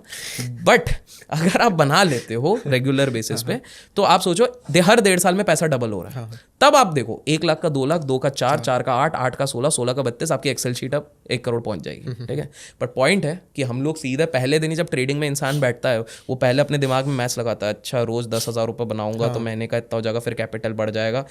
मैं बता रहा हूँ एक्सेल शीट में हर बंदा करोड़पति पहले साल ही ट्रेडिंग में बन जाता है, और रियलिटी में बनने में 7-8 साल लग जाते हैं, ये रियलिटी। ओके, अब हम एक रैपिड फायर करते हैं, उसके बाद में फिर 1-2 क्वेश्चन को हम कवर कर लेंगे, ठीक है। अब रैपिड फायर रही है, best financial advice you have ever heard in your life. कि हमेशा जीवन में अपने पास लिक्विड कैपिटल हमेशा रखो, चाहे बिजनेस करो, चाहे ट्रेडिंग करो या कुछ भी कर लो, एटलीस्ट आपके पास 40% लिक्विड होना चाहिए। मतलब 100 रुपये अगर आपके पास है, आप वो 70 रुपये कहीं पर भी लगा दो, 60 रुपये कहीं पर भी लगा दो, 40 रुपये हमेशा कैश आपके पास रहना चाहिए। ओके, क्योंकि जब मुसीबत के समय पे यही 40 काम आए। Okay, and worst advice? Worst advice ये था कि भाई जल्दी पैसा कमा लेना चाहिए, because you only live once. Warren Buffett या फिर राकेश झुनझुनवाला, किसको चूज करोगे? राकेश झुनझुनवाला। राकेश झुनझुनवाला, अरे वाह। न्यूज बेस्ड ट्रेडिंग या फिर technical indicator? Technical indicator. Technical, अच्छा, ओके। लग्जरी लाइफस्टाइल या फिर financial security? Financial security. Okay, Nifty 50 या Sensex? Nifty 50। Okay, best financial book? Psychology of money. Okay, second number पर? I would say common stocks, uncommon profit. Okay, और finance का filter अगर हटा दें तो आपकी favourite book? Think and grow rich. Think and grow rich, वापस थोड़ा फाइनेंस आ गया, but think and grow rich by Napoleon. Okay, okay. Favourite influencer? Favourite influencer जिसको मैं रोज शीशे में देखता हूँ। वाह, self love is important guys. Favourite YouTube video? Favourite YouTube video, हाँ, एक ड्रीम करके एक मोटिवेशनल वीडियो था। हाँ, अरे आपने देखा? मैं मोटिवेशन कैटेगरी से हो रहा। अगर किसी पे काम करना हो इन दोनों में से एक पे, तो किस पे काम करोगे? फिजिकल फिटनेस पे या मेंटल फिटनेस पे? दोनों इंपॉर्टेंट है, but mental fitness. Mental fitness पे, ओके। हाईएस्ट अमाउंट जो कि आपने अर्न किया हो किसी एक पर्टिकुलर मंथ में, वो मंथ कौन सा था, और अगर डिस्क्लोज करना चाहो तो नंबर भी। यार मैं पर्सनल इतना डिटेल शेयर नहीं करता, बट हाईएस्ट अमाउंट 1 CR के उससे ज्यादा है। अच्छा, ठीक है, इतना ही हम बता देते हैं, उससे ज्यादा है। और ये कब का है? ये कब का है? ये है 2022 का है। 22 का, ओके। इन कॉर्पोरेट अकाउंट है, बट हाँ। ओके, अडानी या अंबानी, किसको चूज करोगे? अंबानी। अंबानी को? अंबानी या टाटा? अंबानी। अंबानी, ओ हो। अंबानी की कोई ऐसी चीज जो कि टाटा में ना हो? एंटेलिया। स्टॉक, पर्टिकुलर स्टॉक या म्यूचुअल फंड? मेरे लिए पूछ रहे हैं? आपके लिए, आपकी चॉइस है। Stock, okay. SIP या lump sum? SIP। SIP, okay. Active fund या passive fund? Active fund. Active fund, मेरे लिए। ओके, हाँ, आपके लिए। निफ्टी या बैंक निफ्टी? अब निफ्टी। अब Nifty. Large cap, mid cap? Mid cap. Mid cap, mid cap, small cap? Mid cap. Okay, small cap, micro cap? Small cap. Small cap, okay. Gold या silver? Gold. Gold, okay. Gold या FD? Gold. FD या silver? Silver. Okay, FD मतलब इज्जत ही नहीं बची। अच्छी चीज है, बट अब कंपेयर उससे करवा रहे हो तो मैं अप्रिशिएटिंग एसेट ही लूंगा। ओके, मैं थोड़ा रिस्क टेकर हूं लाइफ में। अच्छा, बढ़िया आंसर किया आपने इसके। हम बात करते हैं पहले वेल्थ की। पहले डिफाइन करते हैं कि वेल्थी होना और रिच होना, क्या ये अलग अलग है? बिल्कुल बिल्कुल अलग है। देखिए, पहले एक उदाहरण के रूप में मैं समझाता हूँ। ये पूरा माइंडसेट का डिफरेंस रहता है। एक वेल्दी इंसान वो होता है जो ये सोचता है कि भाई आज अगर मेरे पास 100 रुपये आ रहे हैं तो मैं पहले उस 100 रुपये को ऐसा लगाऊं कि इस 100 रुपये से मेरे अनंत काल तक या जीवन काल तक 100 रुपये बनते रहें। ओके। एग्जाम्पल के तौर पे अगर मान लेते हैं 2 व्यक्ति हैं, ये आपको डिफरेंस समझाएगा एक रिच इंसान और वेल्दी इंसान के बीच में। दोनों को आज मान लीजिए 1-1 करोड़ रुपए मिल जाते हैं कहीं से, वर्क किया, प्रोफेशन किया, बिजनेस किया। जो वेल्दी इंसान होगा वो क्या करेगा, इस 1 करोड़ रुपीज़ को वो अपने स्ट्रैटेजाइज करेगा कि यार मैंने कुछ अपॉर्चुनिटीज़ ढूंढी है जहाँ पर कि आज मैं अगर इस 1 करोड़ रुपीज़ को लगाता हूँ तो ओवर द नेक्स्ट 3 ईयर्स मेरी कुछ ऐसे एसेट बिल्डअप हो जाएगी जिससे कि मेरे को रिकरिंग इनकम हर महीने का 10-10 लाख रुपए आने लग जाएगा, मतलब साल का 1.2 करोड़ आने लग जाएगा। एग्जाम्पल के तौर पे अगर वो इक्विटीज़ में अच्छा है, वो mutual fund, investments, stock market में लगा देगा। अगर वो बॉन्ड इन्वेस्टमेंट्स में अच्छा है तो वो देखेगा कौन सी कंट्रीज़ के बॉन्ड इन्वेस्टमेंट्स में मेरे को बेटर रिटर्न मिल सकता है, टैक्स एप्लीकेशन कहाँ पर बेटर है वो वहाँ पर लगाएगा। अगर वो बिजनेस माइंडेड है तो वो बोलेगा कि मैं इस तरह की एक एजेंसी बना सकता हूँ, इस तरह का एक फर्म बना सकता हूँ, सर्विस इंडस्ट्री। बिकॉज 1 करोड़ में आज के टाइम पे प्रोडक्ट इंडस्ट्री भी बहुत बड़ी सेटअप करना आसान नहीं है, बहुत अमाउंट लगता है। अभी हाल फिलहाल का एक स्टेटमेंट आई थिंक सो कल परसों ही एक बिजनेसमैन ने दिया है, रेनाउंड बिजनेसमैन ने, कि हमारे देश में आज के टाइम पे आई थिंक कोटक जी ने दिया है ये स्टेटमेंट कि 1 करोड़ रुपए में आप बिजनेस इंडिया में चालू नहीं कर सकते। अच्छा। उन्होंने स्टेटमेंट दिया हुआ है एक उद्योगपति ने। तो लाइकवाइज तो वेल्दी इंसान क्या कर रहा है, वो अपने एसेट बना रहा है, पैसिव इनकम्स बना रहा है, ताकि उसको जब वो सो भी रहा है तब उसके लिए वेल्थ बन रही है, उसका पैसा बन रहा है। एक रिच इंसान क्या करेगा, 1 करोड़ रुपए आया है उसके पास, वो ज़्यादा से ज़्यादा बोलेगा कि चलो ठीक है 10 लाख रुपए मैं सेविंग्स में रख देता हूँ, ठीक है, और बाकी 70-80 लाख रुपए में भी वो अपनी लाइफस्टाइल को अपग्रेड करने में लगा देगा। It could be car, it could be house, it could be anything else. Problem है कि रिच सस्टेनेबल नहीं है, वेल्थी इंसान सस्टेनेबल है। ओके। डिफरेंस सिंपल सा है। तो अगर कोई इंसान जो ये पर्टिकुलर वीडियो देख रहा है वो बोला यार मेरे को वेल्दी बनना है, तो देखिए एक नॉर्मल इंसान पे भी डिफरेंस बता देता हूँ और वेल्दी इंसान, क्योंकि रिच और वेल्दी तो मैंने बता दिया। नॉर्मल इंसान और वेल्दी इंसान में एक सिंपल सा डिफरेंस होता है, इनकम दोनों कर रहे हैं। यहाँ पर जो वेल्दी इंसान होता है वो 2 चीज़ों पे सबसे ज़्यादा फोकस करता है, वो होता है सेविंग एंड इन्वेस्टमेंट। ओके। और जो नॉर्मल इंसान होता है वो एक इक्वेशन पे चलता है, debt plus YOLO, you only live once. Okay. वो कर्जा लेगा, क्रेडिट कार्ड स्वाइप करेगा और वो यू ओनली लिव वंस होगा। तो आपको ये चीज़ समझनी पड़ेगी, वेल्दी माइंडसेट आपको बनाना है, आपको सिंपल सा एसेट्स बनाने हैं। और एसेट आज के टाइम पे अगर कोई कहता है मैं नहीं बना सकता हूँ, आप बहुत चीज़ें बना सकते हो। उदाहरण के तौर पे अगर दीपक भाई बोलते हैं कि यार मेरे को पॉडकास्टिंग करनी आती है और मेरे पास एक ऐसा मसाला है जो और कोई नहीं, किसी को भी नहीं आता होगा, तो मैं एक IP बनाऊंगा अपना और मैं लोगों को बोलूँगा कि बॉस ये IP है, इसमें मेरे वो सीक्रेट गुण हैं जो किसी को और को नहीं पता होगा, लेकिन ये मैं अगर आपको सिखाऊंगा तो उसके मैं 25,000 रुपये चार्ज करूंगा। IP means intellectual properties. उस तरह से आप कुछ बनाओगे तो आप बोलोगे कि भाई इसको, ये मेरी सीक्रेट सॉस है, तो ये 20-25,000 रुपये आपको देना पड़ेगा, जो भी आप अपने कैलिबर के हिसाब से। लेकिन ये आपको तभी आपको सीखने मिलेगा, मैं ऐसे ही आपको कहीं पर नहीं बता पाऊंगा। That is one way. अगर तो एग्जाम्पल के तौर पे किसी के अंदर कोई स्किल है तो वो वाली उस चीज़ से कर सकता है। सोशल मीडिया की दुनिया में आज के टाइम पे अगर आप कहते हो कि यार मेरे को, मैं कोई अपनी सर्विस को अगर बेच नहीं सकता हूँ, that is the biggest foolishness. आप किसी भी तरीके से कर सकते हो। तो वेल्थ बनाना आज के टाइम पे इतना डिफिकल्ट नहीं है, बट हाँ आपके अंदर वो एक जज्बा होना चाहिए और पेशेंस है। And patience is a commodity which is rare in supply, लोगों के अंदर है ही नहीं आज के टाइम पे। तो ये चीज़ एक मेजर डिफरेंस हो जाती है। ओके। हमने बात की कि एज्यूम किया था कि अगर किसी के पास में 1 करोड़ है तो उसमें से वेल्दी के में क्या अंतर होगा और एक रिच में क्या होगा, ठीक है। लेकिन ये तो हमने एज्यूम किया था, ठीक है। तो वेल्थ आने के बाद में डिफाइन होगा कि वो वेल्दी है या फिर रिच है ना, उसकी हरकतों से। अब हम बात करते हैं कि वेल्थ को क्रिएट कैसे किया जाए। ठीक है। सबसे सिंपल तरीका क्या है वेल्थ को क्रिएट करने का? ओके, सो सबसे सिंपल तरीका होता है, देखिए यूजुअली जितने लोगों को भी अपन ऑब्जर्व करते हैं, 3-4 अपन केसेस ले लेते हैं तो वहाँ से हम समझते हैं। फॉर एग्जांपल कुछ इंटरनेशनल लेते हैं, कुछ नेशनल केसेस ले लेते हैं, तो आपको वहाँ से समझ में आ जाएगा। अगर आप देखोगे जितने भी हमारे देश के सबसे बड़े उद्योगपति हैं, उन पे एक चीज़ सबसे ज़्यादा कॉमन चीज़ रहती है कि वो जो अपकमिंग सेक्टर होता है वो विजनरी रहते हैं, वो अपकमिंग सेक्टर रहता है, उसमें वो तब तक रहते हैं जब तक उसका फुलर पोटेंशियल ना निकाल लें। अच्छा। एग्जाम्पल के तौर पे हमारे देश के जो सबसे रिचेस्ट फैमिलीज में से एक फैमिली है, उनकी अगर अपन बात करते हैं तो उनके जो सबसे रिचेस्ट फैमिली है, उनके आप पूरी स्टार्टिंग से देखिए, यमन में पहले कारोबार था, उसके बाद वो लोग यहाँ पर जब आए तो एक विमल करके उन्होंने ब्रांड लॉन्च किया था। हम अंबानी की बात कर रहे हैं? जी। ओके। तो उनके अगर फादर की आप देखेंगे तो उनने यमन से आने के बाद यहाँ पर विमल नाम का एक ब्रांड, पहले स्पाइसेस पे वर्क किया, फिर विमल ब्रांड लॉन्च किया which is dealing with clothes. Vimal pan masala नहीं था, क्लोथ्स था, ठीक है। तो तो वो क्लोथ्स पे काम किया क्योंकि उस समय पे टेक्सटाइल्स का काफ़ी ज़्यादा बोलबाला था। फिर वो गए अपने पेट्रोल प्रोडक्ट्स पे बिकॉज उनका एक्सपीरियंस भी काम आया, उनने उस पर काम करा। उसके बाद अगर उनके बेटे की ट्रैजेक्टरी देखते हैं तो उन्होंने देखा data will be the next big thing, तो कहीं ना कहीं उनका मेजर इन्वेस्टमेंट डेटा पे गया। और अभी अगर हाल फिलहाल में आप देखोगे जिस तरह के अनाउंसमेंट करते हैं, उनको पता है कि भाई फॉसिल फ्यूल एक टाइम के बाद डिप्लीट हो जाएंगे, बहुत सारे लोग ऑल्टरनेटिव सोर्सेस ऑफ एनर्जी पे चले जाएंगे, तो कहीं ना कहीं रिन्यूएबल सोर्सेस ऑफ एनर्जी पे उन्होंने ऑलरेडी अनाउंसमेंट्स करना शुरू कर दिए कि हमारा मेन पिवटल फोकस ये जा रहा है। तो आप क्या देख रहे हो कि इस तरह के लोग, मतलब इधर से कॉमन ट्रेट हम अगर निकालते हैं तो ये लोग जो अपकमिंग सेक्टर रहता है, बजिंग सेक्टर रहता है, उसके फुलर पोटेंशियल को पूरा कंज्यूम करते हैं, बट वो सही टाइम पे अडेप्ट करके चेंज भी कर रहे हैं। ओके, अगर वही व्यक्ति वो टेक्सटाइल्स में ही रह जाते तो आज अंबानीज नहीं रहते, एज सिंपल एज दैट। और यही वाला पैटर्न आप सब में देखेंगे। इवन अडानीज की अगर हम बात करते हैं तो अडानी जब आए थे सबसे पहली बार, जब मुंबई आए थे, धनजी स्ट्रीट पे आए थे, उसके बाद महिंद्रा के साथ उन्होंने काम किया था और वहां पर वो डायमंड्स के इस चीज पे वर्क कर रहे थे। तो he started technically with jewelleries, okay. फिर धीरे धीरे धीरे वो ट्रेड्स में आए, फिर पोर्ट्स में आए, और आज आप देखो वो हर जगह पे जिस हिसाब से वो चले, तो वो इंफ्रास्ट्रक्चर बेस से उनने पूरा अपने आप को स्प्रेड आउट करने की कोशिश की। तो उनका फोकस रहा है कि भाई इंडिया में अभी इंफ्रास्ट्रक्चर सबसे ज्यादा जरूरत पड़ेगी for the next 10-20 years, he is focusing on that. तो वो भी कहीं ना कहीं इस चीज पे कर रहे हैं। चलिए, ये तो हमने बात कर ली 2 रिचेस्ट इंसानों की। अगर आप थोड़ा सा और भी नीचे अगर आप जाके देखते हैं तो आप देखते हैं हमारे इधर सबसे ज्यादा एम्प्लॉयमेंट, दीपक भाई, अगर कोई सेक्टर दे रहा है आज के, वो है service industry, specifically technical, IT। अच्छा, ठीक है। तो आप अगर आप देखोगे कि इसमें जो पाइनियर्स हैं कौन हो गए, अजीम प्रेम जी, नारायण मूर्ति जी की दोनों की कंपनियां, विप्रो एंड इन्फोसिस की अगर मैं बात कर रहा हूँ, तो इन लोगों ने सही समय पे, सबसे बड़ा इनके लिए ब्रेकिंग पॉइंट क्या था, जो Y2K बबल था।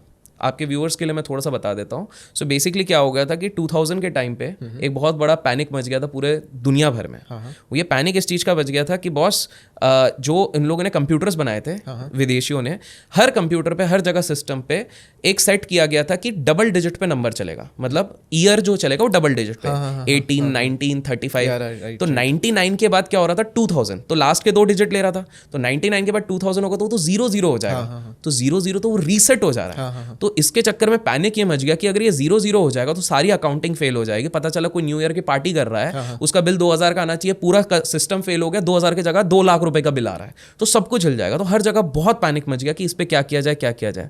अमेरिका के पास इतने ज़्यादा रिसोर्सेज नहीं थे कि हम इस चीज़ को सारी तरीके से टैकल कर सके। वहाँ पर भारत ही काम आया।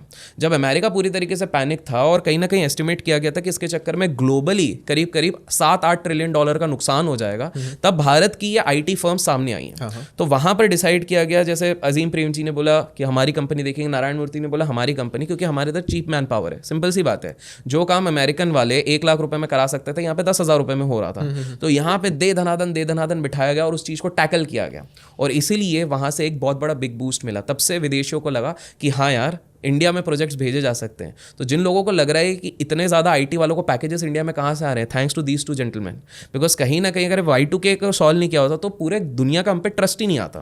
तो वो ट्रस्ट आया। तो इन लोगों को भी देखो, इन लोगों ने उस टाइम पे उस चीज़ पे देखा, लेकिन आज आप देख रहे हो वो लोग AI पे भी वर्क कर रहे हैं, उनका वर्टिकल, क्योंकि उन्होंने वो चीज़ देख ली है, अगली वाली AI है। तो कहीं ना कहीं एक कॉमन पहला फैक्टर हमको देखना है वेल्थ बनाने में कि भाई जो चीज़ चल रही है और जिसका विजन आपने बनाया कि 10-20 साल तक वो चीज़ रहेगी, आप उस पर स्टिक डाउन करो। आपके व्यूअर्स के लिए, ऑल्दो ये मैं बहुत वोकली बोलता हूँ, मैं सिंपल सा बोल रहा हूँ, कोई भी अगर बंदा इस पर्टिकुलर वीडियो को देख रहा है और वो कह रहा है कि यार अब आप ही बता दो कि अगले 10-15 साल तक अगर हमको देखना है किस सेक्टर में नौकरी करें या किस सेक्टर में जॉब करें, तो सिंपल है ABCDE।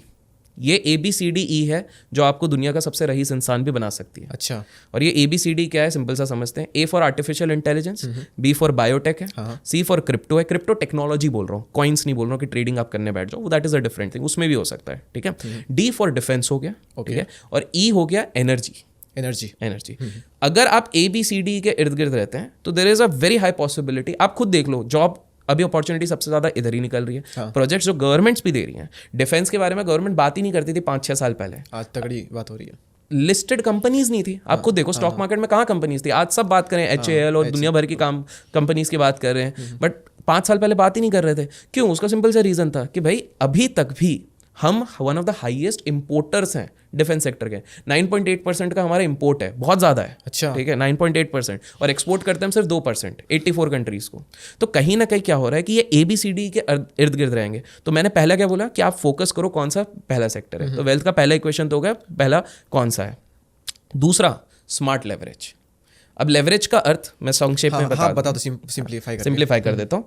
लेवरेज बहुत देसी बोलो तो उधार लेना होता है, ठीक है। लेकिन लेवरेज का एक्चुअल मतलब होता है कि आप आसपास की चीजों का सहारा लेके अपनी स्पीड बढ़ा रहे Exactly. तो लेवरेज ऑफ एम्प्लॉयज भी हो सकता है। फॉर एग्जांपल आज दीपक भाई बोलेंगे कि मेरे को अपना ना पॉडकास्टिंग और मेरे यूट्यूब जर्नी को बढ़ाना है, तो वो अपनी टीम बढ़ा लेंगे कि भाई मैं एडिटिंग में बेस्ट नहीं हूं, तो भाई एडिटिंग कोई संभालेगा, कैमरामैन कोई और संभालेगा। तो ये लेवरेज कर रहे हैं, टीम मेरे को लेवरेज कर रही है, लेवरेज कर मेरी ग्रोथ को और इंक्रीज करने में बिल्कुल कर रही है। तो ये एक तरीका को है। ऐसे ही एक बिजनेसमैन सारी चीजें खुद नहीं देखता, उसके अंदर 50,000 10,000 500 लोग रहते हैं जो उसके लिए काम करते हैं। तो ये is leveraging the man power and their intellect, as simple as that. वैसे ही ट्रेडिंग में अगर बात करें तो ट्रेडिंग में लेवरेज क्या होता है, जैसे इंट्राडे जो लोग करते हैं इंट्राडे ट्रेडिंग, उन लोगों को ऐसा रहता है कि भाई आपके अकाउंट में 10,000 रुपए ना, तो इंडियन मार्केट में आप 40,000 से 50,000 रुपए तक ट्रेड कर सकते हो इंट्राडे। वो 4-5 गुना ब्रोकर आपको लेवरेज दे रहा है। हाँ. अब इससे क्या होगा कि आपका फायदा अगर 5% होने वाला था, तो 10,000 पे 5% जितना हो रहा है, तो अब 40,000 पे आपका 5% होगा। लेकिन लोग सिर्फ अच्छा देखते हैं, नेगेटिव भी देखना पड़ेगा, उतना ही है। लेकिन हम सिर्फ एग्जांपल ले रहे हैं, एग्जांपल है। तो लेवरेज आपका ये हो गया कि आप कुछ चीज कर रहे हो जिससे आप अपनी स्पीड बढ़ा रहे हो, ठीक है। तो स्मार्ट लेवरेज क्या होता है कि देखिए, एक चीज होती है कि एक आम इंसान सबसे बेवकूफ़ तरीके के लेवरेज लेता है। देखो मैं बताता हूँ, मैक्सिमम लोग, आप ही लोग बताना कि do you agree on this thing.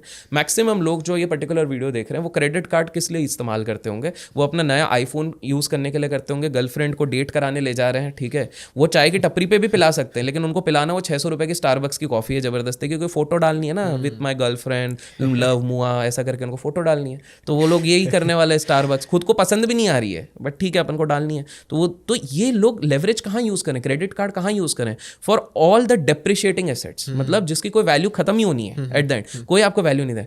एक स्मार्ट बंदा क्या करेगा, उसको एप्रिशिएटिंग एसेट्स में लगाएगा। Smart leverage in the sense, अगर उसको उधार भी लेना है तो वो कब लेगा? फॉर एग्जाम्पल मान लो मेरा कपड़ों का कारोबार है और मेरे पास ऑर्डर्स पड़े हुए हैं कि भाई मेरे को 500 तो कम बोल रहा हूँ, 5,000 लोगों का ऑर्डर आए हुए हैं, उन्हें लिखित में दिया हुआ कि भाई हमको तुमसे चाहिए, और मेरे पास अभी मैन पावर नहीं है। अब मैं उधार लूंगा क्योंकि मेरे को पता है कि भाई मैं अगर उधर डिलीवर करूं तो 5,000 कपड़ों को तो पैसा आना ही है। एक सिंपल सा एग्जांपल है। तो ये होता है स्मार्ट लेवरेज।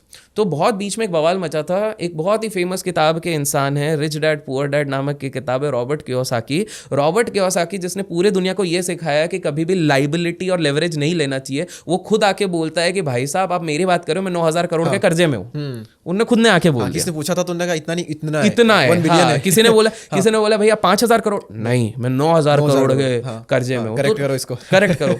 बट आप इंटरेस्टिंग देखो ना, वो बंदा कितना स्मार्ट लेवरेज खेला है। अब इसको एक चीज से समझो, बवाल बंदे ने गलत तो बिल्कुल किया है। आपको इंटरेस्टिंग चीज़ बता दूं, ये कुछ लोगों को बुरा लगेगा जिसने ये किताब पढ़ी है, रिच डैड पुअर डैड, इसलिए बोलते हैं थोड़ा रिसर्च जाके कर लो, थोड़ा अच्छे लोगों से मिलो तो पता लगेगा। आपको पता है रिच डैड पुअर डैड वाले रॉबर्ट कियोसाकी भाई साहब पहले 2 बार बैंकरप्ट हो चुके हैं। अच्छा, इसके पहले ही, किताब लिखने के बाद भी ठीक है। जब इनने किताब लिख ली थी, एक बार एक बहुत बड़ी मैगजीन है, मैं नाम नहीं लेना चाहूँगा, वो मैगजीन बहुत रिच लोगों की लिस्ट निकालती है। लोग गेस करें कमेंट्स में मैं किस मैगजीन की बात करूँ, बहुत सारे धनी लोगों के नाम निकालती है। उनसे जाके पूछा गया कि आपने कभी इन पे क्यों एनालिसिस नहीं करी, कुछ नहीं निकाला गया है, बस आर्टिकल कभी कभी निकाला है। तो उन्होंने एक चीज़ सिंपल सी कही थी कि बॉस हमने निकालने की कोशिश करी, बट हमको पता लगा किताब निकलने से पहले इनकी नेटवर्थ थी नहीं। तो मतलब बंदे ने पूरी दुनिया को ये सिखा दिया कि पैसे कैसे बनाने हैं, लाइबिलिटी और एसेट, बट उसके पहले नेटवर्क थी नहीं। एक वॉलेट कंपनी है 2004 के आसपास चलाते थे, 3 या 2004 के आसपास, उसमें उनको बैंकरप्सी फाइल करनी पड़ी थी। अच्छा। क्योंकि उसमें उनका नुकसान हो गया था। तो आप खुद सोचो। तो बट आते हैं इनके स्मार्ट लेवरेज पे, कैसे स्मार्ट लेवरेज है। तो आप खुद सोचो, अगर एक बंदा है जिसने 1-2 हज़ार नहीं 9,000 करोड़ का कर्जा लिया हुआ है, पर उसने दिमाग क्या मस्त लगाया हुआ है। अब ये समझने की कोशिश करते हैं। उस बंदे ने क्या करा है, ये सारा पैसा किस चीज़ पे लिया, उसने रियल एस्टेट में लगा के रखा हुआ है। और रियल एस्टेट में इसने सबसे स्मार्ट मूव क्या किया, कमर्शियल प्रॉपर्टीज़ लिए। भारत की जनता सबसे बड़ी बेवकूफ़ी है कि क्या करती है, मैक्सिमम जो एम्प्लॉयज़ रहते हैं ना, उनके दिमाग में एक ही चीज़ चल रही है, नौकरी लगेगी, नौकरी लगने के बाद छोकरी चाहिए तो उसके लिए घर होना चाहिए, क्योंकि लड़की के बाप तो यही बोलेंगे कि लड़के के पास घर है कि नहीं है। अब इतना पैसा तो होता नहीं है स्टार्टिंग में, क्योंकि हर किसी को IIT का हाईएस्ट पैकेज तो लगना नहीं है। तो क्या करेंगे, EMI लेंगे। और वो लोग मैक्सिमम टाइम क्या करते हैं कि वो पहले सोचते हैं कि भाई एक बार शादी हो गई ना, उसके बाद रेंट पे चढ़ा दूंगा, तो जो EMI आएगा, ठीक है, वो रेंट से एडजस्ट हो जाएगा। लेकिन वो ये नहीं समझते कि आप दिल्ली या मुंबई जैसी जगह में ये चीज़ करते हो, तो जो रेशियो होता है रेंट टू EMI का, तो रेंट अगर आपका 50,000 का रहता है, EMI मोस्टली 1-1.5 लाख रुपए का होता है। हाँ। तो जेब से जा रहा है, बट आपको लगता है कि नहीं, जो भी हो प्रॉपर्टी मेरी है। हमारे देश का सबसे बड़ा दुर्भाग्य है कि इंसान जाता है और सबसे पहले अपना मैक्सिमम पैसा लॉक इन कर देता है एक प्रॉपर्टी में, वो भी उधार लेके, और वो 30 साल तक उसी में बन जाता है। हाँ। तो उसका कोई सुख चैन शांति नहीं है, वो लाइफ में कोई रिस्क नहीं ले सकता, कैलकुलेटिव रिस्क भी हम नहीं ले सकता, क्योंकि नौकरी अगर छोड़ दी बिजनेस करने का सोचा तो बिजनेस 1 साल में तो चालू नहीं होगा, 3 साल लग जाएंगे, वो 3 साल तक EMI कहाँ से आएगा, तो वो अपने पूरा जीवन उसमें बर्बाद कर देता है, फिर एक फ्रस्ट्रेशन होता है, घर में झगड़ा और ये सारी चीज़ होती है। तो आपको ये चीज़ समझना। और रेंटल यील्ड्स कुछ नहीं है हमारे देश में, अगर हम नॉर्मल रेसिडेंशियल प्रॉपर्टीज़ की बात करते हैं 1.5 से 2% का रेंटल यील्ड्स रहता है टेक्निकली, कमर्शियल का तो भी बेटर है 6, 6.5, 7% अगर सही है। तो रॉबर्ट कियोसाकी ने ये दिमाग सही लगाया कि बोले कमर्शियल वाले ले लिए, और कमर्शियल वाले जहाँ पर भी उन्होंने पैसा लगाया हुआ है रॉबर्ट कियोसाकी ने, वो सारे ऐसी प्रॉपर्टीज़ हैं जिनको बड़े बड़े बैंक्स निर्देश में रख रहे हैं, बड़े बड़े मेरिल लिंच हो गया, गोल्डमैन सैक्स हो गया, ये सारे हो गए। तो उन्होंने दिमाग सिंपल सा क्या लगाया कि बॉस सिंपल सी बात है, इतना ज़्यादा मैंने कर्जा ले लिया है, एक बैंक से मान लो 2-2, 3-3 हज़ार करोड़ है, तो बैंक के लिए मैं स्पेशल तो हो गया हूँ। अगर मैं गिरने भी वाला होऊंगा, वो प्रॉपर्टी जाने भी वाली होगी, तो बैंक अपने अंदर जो हायर किए हैं लंदन बिजनेस स्कूल के ग्रेजुएट, हार्वर्ड बिजनेस स्कूल के ग्रेजुएट, वो स्ट्रैटेजी बनाएंगे कि इस चीज से कैसे निकालें, क्योंकि बैंक्स भी थोड़ी चाहेंगे कि उनके 9,000 करोड़ डूब जाए। तो घूम फिर के उन्होंने ऐसा चक्रव्यूह बना दिया है कि भाई मुझे हायर करने की भी जरूरत नहीं है, best of the best candidate Harvard London business school के बच्चे मेरे लिए फ्री में काम करेंगे कि इस चीज को कैसे तैसे बचाना। और अगर वो वाली नौबत नहीं आई और सही में मेरे ये रेंटल्स बहुत अच्छे बढ़ गए और एप्रिसिएशन बन गया, तो भी मेरा फायदा है। और तीसरा उन्होंने सिंपल सा सोचा, उम्र तो हो ही गई है 75-80 का, तो मैं हो गया हूँ, कल को निकल ही जाऊंगा, तो ऐश करके ही निकलता हूँ। तो स्मार्ट लेवरेज तो उनने खेल लिया है। बट बेवकूफ़ी हम लोग ये करते हैं कि हमारे इधर, अब सिंपल सा है, मैं इसको 2 पॉइंट पे बताता हूँ कि हमारे देश में 2 दुर्भाग्य हैं। पहली चीज़ तो यार मैं बहुत इस चीज़ को कहना चाहूँगा कि एक अभी हाल फिलहाल में भी एक केस हुआ, अतुल जी का आपने सुना होगा, जो एलिमुनी वाला केस हुआ है। हमारे देश में लाखों करोड़ों लोगों के, यंग लोगों के प्रॉब्लम सॉल्व हो जाएंगी अगर एक सवाल पूछना रिश्तेदारों ने छोड़ दिया, शादी कब करोगे।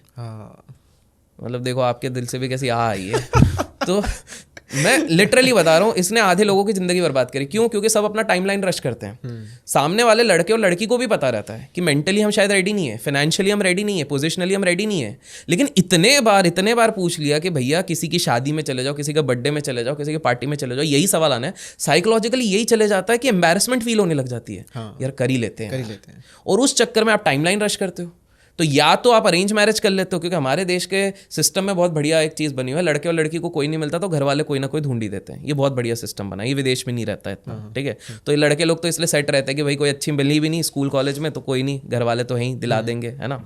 पर दूसरी चीज़ क्या हो जाती है, आप टाइमलाइन जब रश करते हो इसलिए फ्रस्ट्रेशन बढ़ने लग जाता है और डाइवोर्स वाइवोर्स ये सारी चीज़ें होती है। पर उसमें सबसे बड़ा प्रॉब्लम क्या होता है, लड़का तैयार नहीं होता फाइनेंशियली। अब शादी भी बड़ी करनी है, क्यों? क्योंकि फूफा जी क्या बोलेंगे ना, तो और बुआ अलग बोलती है, ताने तो पड़ेंगे ना यार, सिंपल सी बात है। तो उस चक्कर में क्या करेंगे कि भाई शर्मा जी के घर की शादी तो 30 लाख रुपए में हुई थी, तो अपनी 30 से कम तो कर नहीं सकते अपन। अब भाई क्या सिंपल सी बात है, अब तो 30 से तो ज़्यादा की करनी पड़ेगी। और बारातियों को शर्मा जी ने तो भैया पूरे इतने बड़े मिठाई के डब्बे दिए थे, 2-2 दिए थे, तो अपन को 3 तो नहीं पड़ेंगे। अब इस चक्कर में वो लड़का क्या करेगा, लड़की की सैलरी लगी थी 15 लाख, अच्छी सैलरी लगी थी, लेकिन बैचलर था, तोड़ गया। सिंपल सी बात है। ये बहुत सबसे बड़ा मिथ तो ये भी है दुनिया में, ये बता देता हूँ कि आपकी जो सैलरी आती है वो आपके जेब में रहती है, कुछ नहीं रहती है। जितनी भी कमा लो सब अचानक से एक जादू हो जाएगा, 20 तारीख आएगी, बोलेगी यार पैसे कहाँ चले गए। हाँ, ये बहुत बड़ा जादू होता है। तो वो लड़का क्या करेगा, उसके पास बचना 1-2 लाख उसने सेविंग करी होगी, जब वो पता लगा कि शादी फिक्स हो गई, 2-3 लाख है, तो अब वो 35 लाख की शादी करनी है। घर वालों के पास अगर पैसा नहीं है, जमीन बेची नहीं है, पापा अगर अंबानी नहीं है, तो क्या करा जाएगा? सिंपल सी बात है, उधार। आजकल एक ऑप्शन चलता है BPL वाला, बाय नाउ पे लेटर। शादियों में भी ये सिस्टम चल रहा है। अच्छा। आप देखो एडवर्टीजमेंट्स लगे हुए हैं कि भाई आप अभी शादी कर लो, आप आराम से EMI में पे करते रहो। इस चीज़ का बैंक को तो फायदा ही है उस चीज़ में, क्योंकि सबसे बड़ा बिजनेस है हमारे देश में, शादियों का सबसे बड़ा बिजनेस है। अच्छा। ये अभी हम जब बात कर रहे हैं, आपको पता है अक्टूबर से दिसंबर के बीच में 40 लाख शादियां हो रही हैं। 40 लाख सिर्फ 2 महीनों में, और साल में कितनी होगी फिर? अब वो आप सोचो, ये मुहूर्त वहूर्त भी रहता है, बट 40 लाख शादियां हो रही हैं, आप सोचो। तो पॉइंट ये है कि उस चक्कर में लोग उधार ले रहे हैं।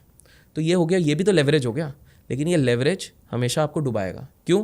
क्योंकि फिर दोनों बहू नहीं आएगी, नई बहू को इच्छा होगी कि भाई घुमाने तो ले जाओ, जी हनीमून में कहाँ ले जा रहे हो, ये सारी चीज़ें चलेंगी। आप बोलोगे कि मेरे पास तो पैसा नहीं है, तो घाट के ऊपर चलेंगे अपन। अब वो घाट के ऊपर से खुश थोड़ी होगी।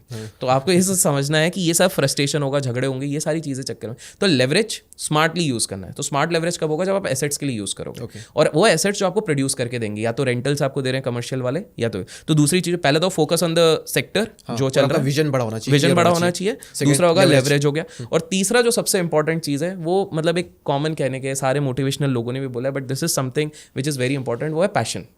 इसका एक बहुत सिंपल बढ़िया उदाहरण देता हूँ, स्पोर्ट्स है, क्योंकि स्पोर्ट्समैन से बेटर पैशन आपको कहीं नहीं दिखेगा। 2008 की बात है, 2008 है, बीजिंग ओलंपिक्स चल रहा है, माइकल फेल्प्स सबको पता है, वर्ल्ड रिनाउंड स्विमर है।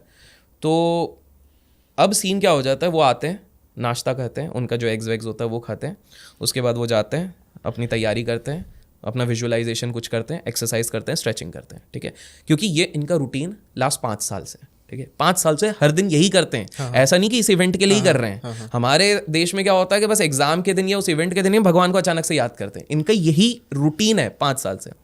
अब वो पानी में जाते हैं। अब क्या होता है कि ये पानी में सॉल्ट्स बहुत रहते हैं, ठीक है, भले ही चश्मा वश्मा सब कुछ है, आपने देखा होगा गियर्स रहते हैं इनके सारे। तो ये स्ट्रोक मारते मारते मारते मारते मारते मारते अचानक से इनके आंखों के अंदर सॉल्ट आ गया। और आप खुद इमेजिन करो, थोड़ा सा ही जाने में हमारी आंख इतनी जलने लग जाती है, या पानी के बीच में और इतना सारा चीज़ हो रहा है पूरा वो। अब इंसान यूजुअली थोड़ा भड़क जाता है, देख लेता है, ठीक है। इन्होंने क्या किया, इन्होंने सिंपल सा बोला मैं स्ट्रोक मारता हूँ, और अब आंख में दिख नहीं रहा। सबसे मेन चीज़, बीजिंग ओलंपिक्स से माइकल फेल्प्स को कुछ नहीं दिख रहा है, वो तो भी अपने स्ट्रोक्स मारे जा रहे हैं, ठीक है। उसके बाद सारे अपने रूट कवर करने के बाद जस्ट इमेजिन उनको दिख नहीं रहा। तो there is a high possibility कि जब वो रिटर्न मारेंगे किसी चीज़ से टकरा भी सकते हैं, कॉर्नर से टकरा सकते हैं, साइड वाले से टकरा सकते हैं। तो वो बिल्कुल उधर पहुंचते हैं, ऊपर उठते हैं, देखते हैं गोल्ड मेडल। पता है क्या हुआ था, इन्होंने इतनी ज़्यादा 5 साल से प्रैक्टिस पैशनेटली करी हुई थी, इनको पता था कि कितने स्ट्रोक, 18 या 20 स्ट्रोक में मैं इस पूल को कवर करता हूँ। तो उनको देखने की ज़रूरत ही नहीं थी मेरा कॉम्पिटिटर क्या कर रहा है, साइड में क्या कर रहा है, घोड़े के जैसे एकदम बस अपने लक्ष्य पे ध्यान देके उसको टच करके फिर वापस जा रहे हैं, उसको टच करके फिर वापस जा रहे हैं। ये इनने पर्पसफुली अपनी हैबिट और अपना पैशन से डेवलप किया था। बिना पैशन के हो ही नहीं सकता। आप किसी भी फील्ड में देखो, निकोला टेस्ला सिर्फ 4.5 घंटे सोते थे। साइंस अब कहेगा कि 8 घंटे तो नहीं सोते थे, तभी ये फ्रस्ट्रेट हो गया। भाई साहब वो ऐसे ऐसे काम करते थे 18 घंटे में, इतने इन्वेंशंस, इतने पेटेंट्स। टेक्निकली एडिसन से ज़्यादा बेटर इंसान थे वो तो एडिसन थोड़े जल कुकड़े थे थोड़े उनसे, तो उस चक्कर में लोगों को शायद इतिहास ही नहीं पता है कि निकोला टेस्ला सबसे पहले बिलियनर होते दुनिया के। अच्छा, उनके पास इतने पेटेंट्स थे, लेकिन एडिसन उनके पीछे पड़ गए। उन्होंने सारी कॉन्स्पिरेसी थ्योरीज लगा दी, सारा सब कुछ पीछे लगा दिया। और एडिसन के साथ थे JP मॉर्गन जो बहुत बड़े फाइनेंसर थे, तो इन लोगों ने मिलकर उनको गिरा दिया, अदरवाइज ये होते। बट पॉइंट मेरा ये है कि आप किसी फील्ड में भी देखो, डोनाल्ड ट्रंप जीवन में 2 बार बैंकरप्ट हो चुके हैं। वो 2 बार डोनाल्ड ट्रंप बैंकरप्ट हो गए हैं, फिर भी वो वापस उठे, बिजनेसमैन बने, today is the president of United states of America. आपको पता है, जस्ट बिकॉज ये बात ही चल रही है पैशन का, मैं अगर बताऊं कि अगर इंसान लग जाए तो कहाँ से कहाँ तक निकल जा सकता है। I hope you don't mind अगर मैं इस चीज़ को ऐड करूं। आपको पता है दुनिया में जितनी भी आज टॉप कंपनीज आप देख रहे हो सब बैंकरप्ट थी। एग्जाम्पल के तौर पर इलॉन मस्क को सब जानते हैं, 2008 में बैंकरप्सी के कगार पे थे। 2008 का जब लेमन ब्रदर क्राइसिस हुआ तो उनसे पूछा गया कि भाई तुम्हारे पास $200 मिलियन अपने जेब के अंदर है, मतलब अकाउंट के अंदर है खुद के, ठीक है। उस समय पे हर कोई अपना पैसा बचा रहा था क्योंकि किसी को कुछ पता ही नहीं था ना। आज हिंडसाइट हम देखते हैं ना कि इन्वेस्ट कर लिया होता तो ये हो जाता वो हो जाता, कुछ नहीं होता। हिंडसाइट में सब मजा आता है। 5000 स्टॉक रहते हैं, किसी को पता नहीं रहता। पर पॉइंट ये था, इलॉन मस्क ने वो देखा, बैठे हुए हैं, कोई इन्वेस्टर पैसा नहीं डाल रहा, क्योंकि जब मार्केट बेयर मार्केट होता ना, बड़ा कोई इन्वेस्टर स्टार्टअप्स में पैसा नहीं डालता। इनकी 3 कंपनी थी, टेस्ला हो गया, उसके बाद इनका एक सोलर रिलेटेड भी कुछ था, और रॉकेट वाला था, स्पेसएक्स था। बोले क्या करें। इन्होंने बोला मैं तीनों में अपने ही पैसे लगा देता हूँ, रेंट पे रहूंगा। इनका कॉन्फिडेंस देख के इन्वेस्टर बोला भाई क्या इंसान है, सब पैसे निकाल रहे तुम डाल रहे हो। 24 घंटे के अंदर इन्वेस्टर्स के फोन आए। 2008 में ये बैंकरप्ट हो रहे थे। 1960s और 70s के बीच में एक बहुत बढ़िया डिलीवरी वाली कंपनी है फेडेक्स, सुना होगा ना। FedEx was coming to a bankruptcy. अब इनके ओनर ने तो कुछ ज़्यादा ही बड़ा रिस्क ले लिया था। फेडेक्स बैंकरप्सी पे आ रही थी, इनके पास सिर्फ 30 दिन के पैसे थे बचने के लिए। इनके ओनर ने पता है क्या किया, इनके ओनर ने एक टिकट ली, लास वेगस चले गए। और लास वेगस किसके लिए फेमस है? कसिनोस। ये गए, जो 30 दिन का पैसा बचा था, बहुत बड़ा रिस्क था, वो पूरा कसिनो में लगा दिया।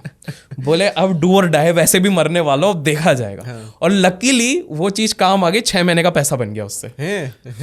और उस चक्कर में फेडेक्स चल गई, उसके बाद इन्वेस्टमेंट आ गया। अच्छा। IBM, किसी को ये नहीं पता कि 1990 से 1992 के पहले तक ये हार्डवेयर बेस्ड कंपनी थी, ये भी बैंकरप्सी पे आ गई। इसके ओनर ने एक डिसीजन लिया कि भाई हार्डवेयर में खर्चा बहुत हो रहा है, क्या किया जाए। एक काम करते, किसी ने आइडिया था, सॉफ्टवेयर बनाओ। सॉफ्टवेयर, आज सबसे बड़ी सॉफ्टवेयर सर्विस प्रोवाइडर IBM बन गई। तो आप देखो, एप्पल जब 1992 के बाद 92-94 के बाद जब स्टीव जॉब्स वापस आए एप्पल में, तो एप्पल पे $1 बिलियन का कर्जा था। अच्छा। हाँ, उसके पास इतने ज्यादा प्रोडक्ट लाइंस थे कि वो डूबने वाली थी वो, मतलब और 60-70 दिन के अंदर एप्पल खत्म हो रही थी। आज सबसे जो वैल्यूएबल कंपनी की हम बात करें, किस ईयर की बात कर रहे हो? ये अर्ली 90s, 92 94 के बीच में। एक्चुअली क्या हो गया था, एप्पल की भी कहानी बहुतों को पता होगी, शायद नहीं भी पता हो। एप्पल ऐसी कंपनी है जिसके ओनर स्टीव जॉब्स जिसने चालू किया 24-25 साल में, उसको ही अपनी कंपनी से निकाल दिया था। क्योंकि और वो भी उस बंदे ने षड्यंत्र रचा जिसको स्टीव जॉब्स खुद लाया था। स्कली जो था वो पेप्सिको से वो लेके आया था, डायलॉग भी बढ़िया मारा था। स्टीव जॉब्स ने जब पेप्सिको के मालिक को अपने पास लाने की कोशिश करा तो सीधे बोला था कि बॉस, जिंदगी भर तुम शुगर वाटर ही बेचना चाहोगे या इतिहास बनाना चाहोगे? इतिहास बनाना चाहोगे तो मेरे पास आ जाओ। डायलॉग पे फिदा हो गया बंदा। बट पॉइंट है कि जब ये बैंक्रप्सी पे थी तो स्टीव जॉब्स ने 3 फटाफट डिसीजन लिए जिसने सबको हिला दिया। अच्छा, स्टीव जॉब्स कंपनी से तो निकाल दिया था और इनके बिल गेट्स के साथ बहुत झगड़े थे, बहुत विवाद थे। तो सीन क्या हो गया कि मतलब स्टीव जॉब्स को निकालने के बाद फिर से जब आए तब की हम बात कर रहे हैं, निकालने से पहले? निकालने के बाद वापस जब आए, उनको रिक्रूट किया गया ना, वापस लाया गया। तो उस समय पे एप्पल के प्रोडक्ट्स चल नहीं रहे थे, $1 बिलियन से ज्यादा का कर्जा था, खत्म होने वाली थी। मतलब एप्पल की, तभी तो उनको बुलाया कि भाई अब तो कोई नहीं बचा सकता, तुम ही आ जाओ, ऐसा करके। तो पहले आके उन्होंने सबसे समझदारी करी, जो मैनेजमेंट थी उसी को निकाल दिया। बोले साला तुम इससे पहले अब वापस मेरे को निकालो, मैं तुमको ही निकाल रहा हूँ। जो बंदा वापस लेके आया उसको भी निकाल दिया, बोले किसी काम का नहीं, तुम निकालो। दूसरी चीज, 70% प्रोडक्ट्स काट दिए, शेल्फ से हटा दिए। बोले ये 70% वाहियात प्रोडक्ट्स पता नहीं किस बेंडे ने बनाया, सारे हटा दो। तो सारे हटा दिए। और उसके बाद उन्होंने लॉन्च किया आईफोन, आईमैक, ये सारे आईपैड, ये उसके बाद आई वाली जो सीरीज मैकबुक, ये सारे उसके बाद लॉन्च हुए। और फिर एक दिन सबको हैरान कर दिया, लाइव चल रहा है और उनकी शेयर होल्डर मीटिंग और मीटिंग्स तो सबसे बड़ी होती थी, पूरी दुनिया देखने आती थी सिलिकॉन वैली। वहां पर अनाउंस कर दिया कि मेरा दोस्त बिल गेट्स हम पे इन्वेस्ट कर रहा है 18,000 करोड़, 1800 करोड़। और लोग बू करने लग गए और बिल गेट्स के सामने वो वीडियो रिकॉर्डिंग चालू होने गए, वीडियो स्क्रीनिंग चालू हो गई, बू, क्योंकि सबको था ये था एंटी है। बट सही डिसीजन के चक्कर में वहां से एप्पल आज देखो मोस्ट वैल्यूएबल कंपनी। तो पॉइंट मेरा आप देख रहे हो, फेडेक्स हो गई, टेस्ला हो गई, IBM हो गया, इवन एप्पल हो गई, ये सब एक समय पे बैंकरप्ट होने वाली थी। डोनाल्ड ट्रंप हो गए, सब बैंकरप्ट होने वाली थी। बट बिकॉज उनका पैशन इतना ज्यादा था अपनी चीज को लेके और इतना फोकस था, वो चीज़ करके उनने पूरी चीज़ पलटी है। अब हमारे देश में दुर्भाग्य देखो, आज कोई एक बच्चा फेल होता है एग्जाम में, या कोई बंदा एक छोटे बिजनेस में हार भी जाता है, उसका पहले दिमाग में आता है सुसाइड कर लेता हूँ, कर्जदार होगा सुसाइड कर लेता हूँ। अरे इन लोगों ने सोच लिया होता ना सुसाइड करने का, सोचा होगा, देयर इज नो डाउट, मन में आ जाता होगा। बट अगर इन्होंने कर लिया होता तो आज ये इतिहास के साक्षी नहीं होते, लेजेंड्स नहीं होते, लेगेसी नहीं होती है। तो ये 3 चीजें अगर कोई फॉलो करेगा तभी वेल्थ बन पाएगा। वेल्थ दिन भर काम करके नहीं बनेगा, वो वैल्यू ऑफ टाइम बढ़ाने से होगा। अपने टाइम की वैल्यू बढ़ानी पड़ेगी। आप बोलोगे कि नहीं मेरे टाइम की तो बहुत वैल्यू है, और उसके बाद आप 400 रुपए बचाने के लिए 3 किलोमीटर दूर जाओगे एक सुपर मार्केट में जहां 2 घंटे की लाइन लगी रहती है, और आप वो 300 रुपए बचाने जा रहे हो ये बोल के कि मेरे टाइम की वैल्यू है। भाई वो 3 घंटे प्लस 2 घंटे 5 घंटे में आप नई स्किल सीखो और उससे अपनी वैल्यू बढ़ा दो। इमीडिएट नहीं बढ़ेगी। अच्छी चीजों को समय लगता है, ये पॉडकास्ट भी अच्छे समय के बाद हुआ है। तो अच्छी चीजों को समय लगेगा, तो वो वाली चीज है। तो इस तरह से चीजें होंगी। तो ये 4 स्टेप हो गई, इसको हम समराइज कर देते हैं। पहला था एक विजन आपका क्लियर हो और आप लॉन्ग टर्म में थोड़ा सोचो क्या सस्टेन कर सकता है। दूसरा था लेवरेज, ओके। थर्ड था पेशेंट डायरेक्टली।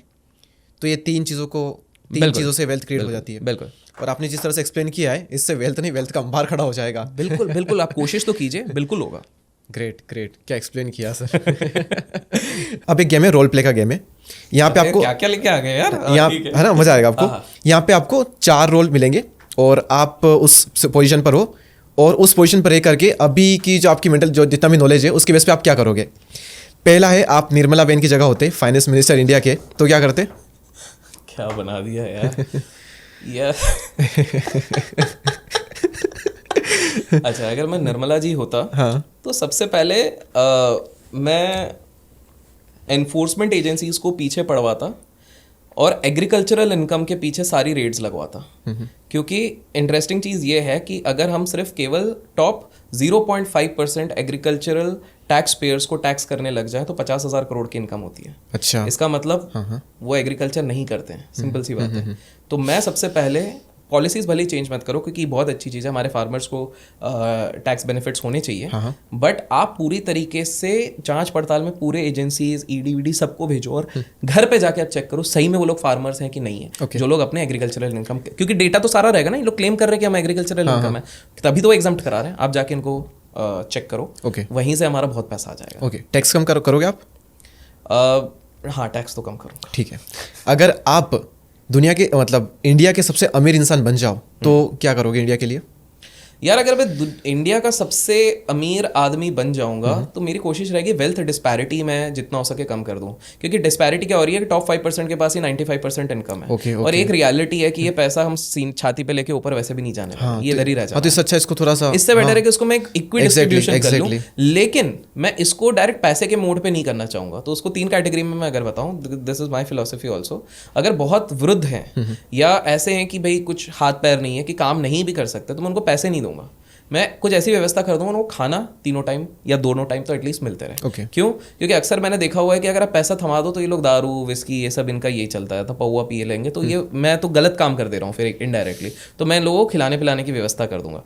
दूसरी चीज़ है, कहीं ना कहीं मैं इस चीज़ पे भी वर्क करूंगा कि जो डिस्पैरिटी है उसको हटाने के लिए मैं स्किल बेस्ड लेबर्स को ज़्यादा बढ़ाने की कोशिश करूंगा कि भाई आप लोग काम करो और फिर आप अर्न करो। तो उसके लिए चाहिए तो गवर्नमेंट को भी मैं सपोर्ट करने की कोशिश करूंगा। और तीसरी चीज़ जो मैं ये चीज़ कर सकता हूँ, if I really become this thing, कि जो स्पिरिचुअल नॉलेज हमारी देश की है उसको किसी तरह मैं और ज़्यादा ग्लोबल वे में स्प्रेड करना चाहूँगा। यही सेम चीज़ स्वामी विवेकानंद जी ने करी थी अपने समय पे, जब वो बोलते हैं व्हेन ईस्ट मेट वेस्ट। तो वो वाले मेरी बड़ी इच्छा है, क्योंकि गलत तरीके के प्रोपोगेंडाज और नॉलेज बाहर चले जा रही है और हमारे यूथ में भी गलत आ रही है। तो इंडिया में पहले स्प्रेड करने की कोशिश करूँगा और फिर उसको बाहर भी। एंड याद रखें, रिलीजन और स्पिरिचुअलिटी अलग होती है। ओके, ये तो था कि आप सबसे अमीर इंसान बन जाओ जी। अब अगर आप बहुत यहाँ से बहुत ही गरीब बन जाते हो, कर्जदार बन जाते हो, ठीक है, तो आप क्या करोगे?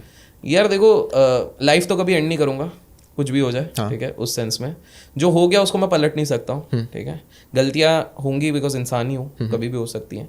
बट हाँ, जो भी मेरी इतनी लर्निंग्स है उसके चक्कर में मेरा लर्निंग कर्व एक बेटर हो गया। जो चीज़ मेरे को शायद 7-8 साल करने में लगी, मेरे अंदर इतना कॉन्फिडेंस है कि अगर मैं बॉटम 0 पे भी चले जाऊँ तो मेरे को 3 साल लगेंगे, मैं उस चीज़ से निकल जाऊंगा। ये मेरे अंदर मेरा कॉन्फिडेंस है। क्योंकि मैंने देखे हैं वो लाइफ के अप्स एंड डाउन्स, ये सारी चीज़ें देखी हुई हैं। क्योंकि एक जैसे सिंपल सा हर तरीके का डाउन देख ले, सोशल मीडिया डाउनफॉल भी देखा हुआ है। लास्ट ईयर सितंबर अक्टूबर में मैं इंस्टा पे 180K पे था, फतवे जारी हो गए थे, अनफॉलो अभिषेक।